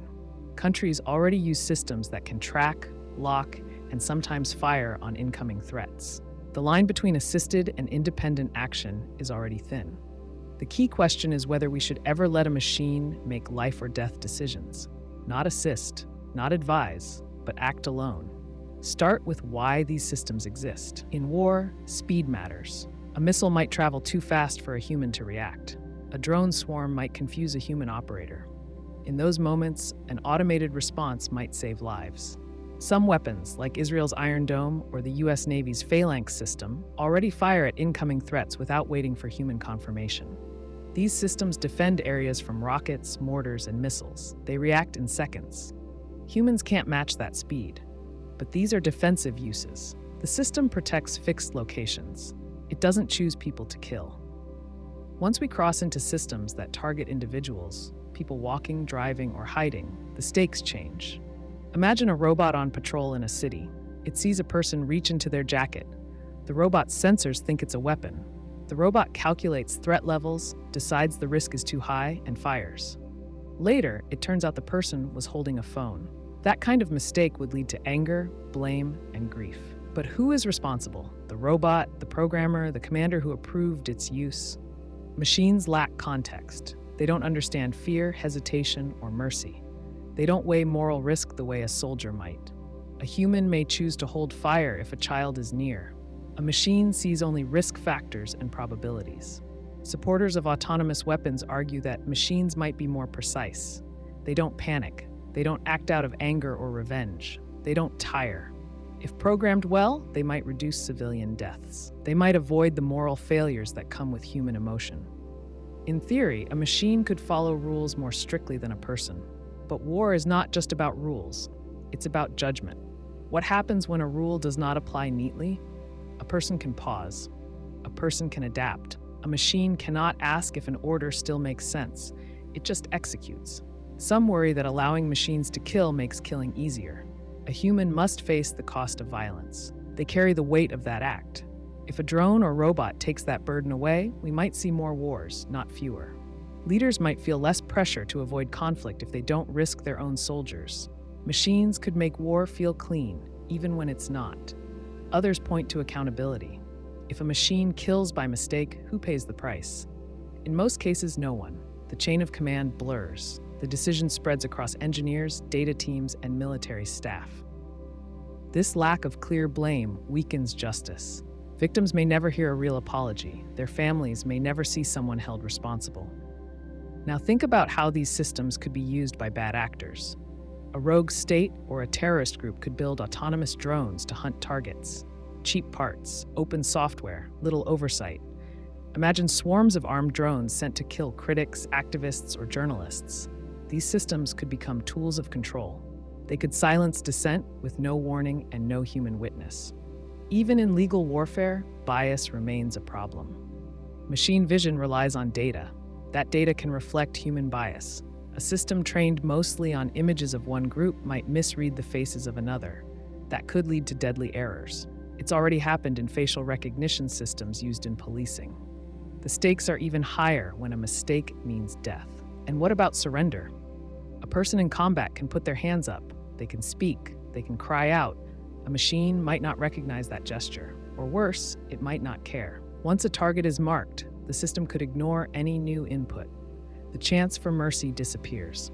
Some propose strict rules. Keep a human in the loop for every strike. Only allow automation in defensive actions. Require international oversight. But even then, enforcement is hard. Software moves fast. Code is copied and shared. A line drawn today can be crossed tomorrow by someone else. We've banned ones before. Chemical and biological weapons are outlawed in most countries. Landmines face restrictions. We did this not because these weapons are ineffective, but because they cause lasting harm. Autonomous weapons may not linger in the ground, but they carry deep risk to trust, to law, to human dignity. It's not just a technical question, it's a moral one. Do we want a world where machines decide who lives and dies? Do we believe that war, already full of suffering, should also lose its last human touch? Once we give machines the power to kill, we step into new territory. We change not just how wars are fought, but how decisions are made. And once the door opens, it may not close again. A man owns 5 houses. He lives in one and rents out the others. His wealth comes from inherited land, smart investing, and a bit of luck. Down the street, a woman works 2 jobs, raising 2 children alone. She struggles to afford rent, food, and basic care. She pays taxes on every dollar she earns. He pays less in taxes than she does, percentage-wise, because most of his income comes from capital gains. This is not fiction. It's how the system works in many places. The moral question is simple but hard. Should we tax people like him more heavily to help people like her? Some people say yes. They argue that no one becomes rich in a vacuum. Even the smartest investor depends on the roads others build, the courts others fund, the workers others train. Wealth, in this view, is not just about effort or talent. It's also about timing, structure, and inherited advantage. Taxing the rich to support the poor, they say, is a way of balancing the scales. It's not punishment. It's payback for benefits already received. Others say no. They believe people should keep what they earn. If someone builds a business, buys property, or invests wisely, they deserve the reward. Heavy taxes feel like theft. Taking from one group to give to another seems unfair, especially if the second group didn't work as hard. They argue that redistribution punishes success and rewards dependency.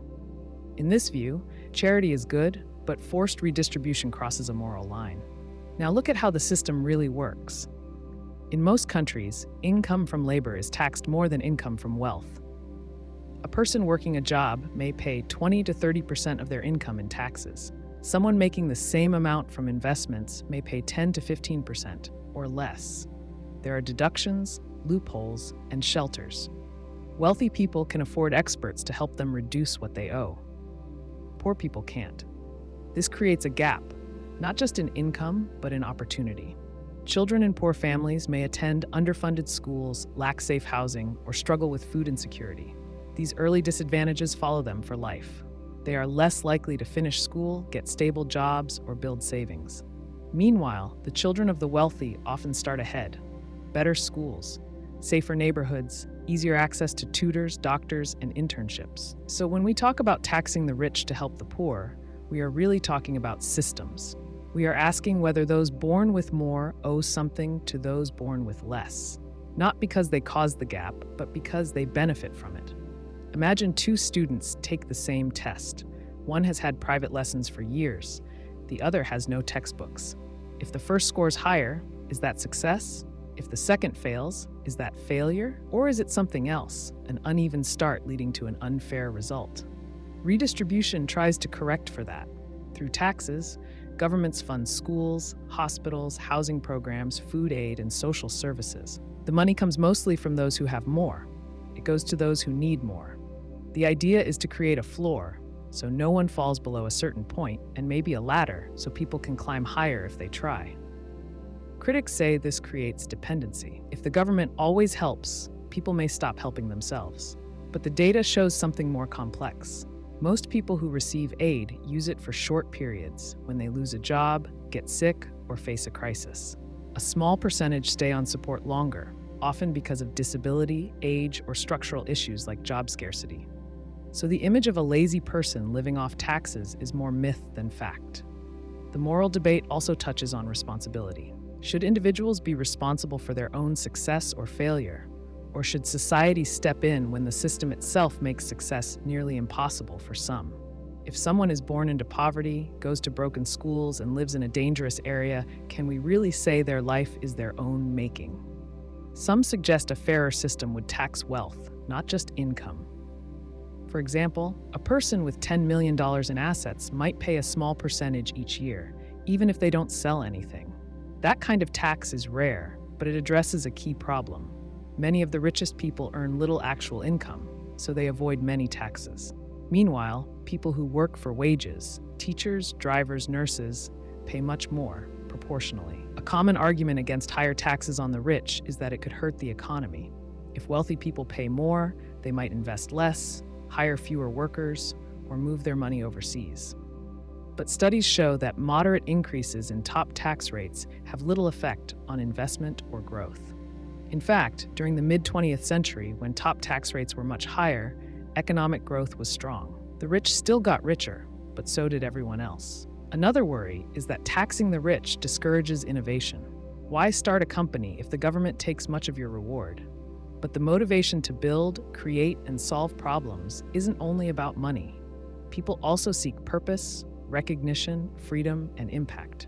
And in any case, very few people face tax rates so high that their rewards disappear. Even in countries with high top rates, wealthy people keep most of what they earn. So what about fairness? One model says fairness means treating everyone the same. Another says fairness means helping those with the least catch up. These two models lead to very different tax systems. A flat tax sounds equal, but it ignores unequal starting points. A progressive tax may feel unequal, but it tries to account for the bigger picture. Imagine a society as a race. If some runners start miles ahead, do you measure fairness by who crosses the finish line first, or by how far each runner came? Redistribution, in this view, tries to shorten the gap at the start, not rig the outcome. Some rich people agree, They support higher taxes. They argue that extreme inequality threatens democracy, weakens social trust, and creates resentment. If too much wealth stays at the top, the rest of society loses faith in the system. That can lead to unrest, polarization, and even violence. Others resist. They say their wealth is private. They made it, they should keep it. They give to charity when they choose, but not because the state demands it. That's the core of the moral tension: private freedom versus collective need. When we tax the rich to support the poor, we don't just move money, we express values. We say that no one should fall through the cracks, that wealth carries responsibility, that a society's strength is not measured by how well the rich live, but by how well the poor survive. And that the purpose of a tax system is not just to raise funds, but to reflect what kind of world we want to live in. You wake up in your room, the sun is coming through the window, you hear birds, you stretch, feel the bed under you, and reach for your phone. You check messages, read the news, and sip your coffee. Everything seems normal. But stop for a second. How do you know any of this is real? What if your body doesn't exist? What if your senses are fake? What if you're just a brain sitting in a vat of fluid, connected to wires and fed electrical signals that mimic the world? This is the brain in a vat scenario. It's not a science story or movie plot. It's a serious thought experiment in philosophy. It asks how you can know that your experience of the world matches reality, if there is any reality outside your mind at all. The idea is simple. Suppose scientists remove your brain and place it in a vat. They attach it to a computer that sends it the exact signals it would get if it were still in your body. These signals are so accurate that your brain keeps thinking it's living a normal life. You see, hear, taste, and feel things, but they all come from the machine, not the world. To the brain, nothing has changed. It doesn't know it's floating in a jar. It can't tell the difference between real and fake because it never sees the machine. It only receives the signals, and they feel the same as always. So how do you know you're not that brain? You might say, because I can touch the table in front of me. But in the vat, you'd think you were touching a table too. The machine would send the right signals to create that feeling. You might say, because I have memories of growing up, going to school, and having a body. But the machine could have planted those memories. If it controls what you feel and remember, how can you be sure any of it happened? You might say, because I can test things, I can drop a ball and see it fall. But a simulation could include gravity. It could follow all the same rules. You would never notice. This is not just a puzzle about science. It's a challenge to how we think about knowledge. Most people trust their senses. If something looks red, feels warm, or smells like smoke, we believe it's there. We build our ideas about the world from those experiences. But what if the senses can't be trusted? This line of thinking goes back to René Descartes, a philosopher in the 1600s. He wanted to find something he could know for sure. He realized that everything he believed might be false. Maybe an evil demon was tricking him, feeding him fake experiences. The demon was just a stand-in for the vat machine. The trick is the same. Descartes found one thing he thought couldn't be faked: the fact that he was thinking. Even if everything else was false, even if he was being tricked, he still had to exist to be tricked. That's where the famous line comes from: I think, therefore I am. He used that as his foundation for building knowledge. But the brain in a vat pushes further.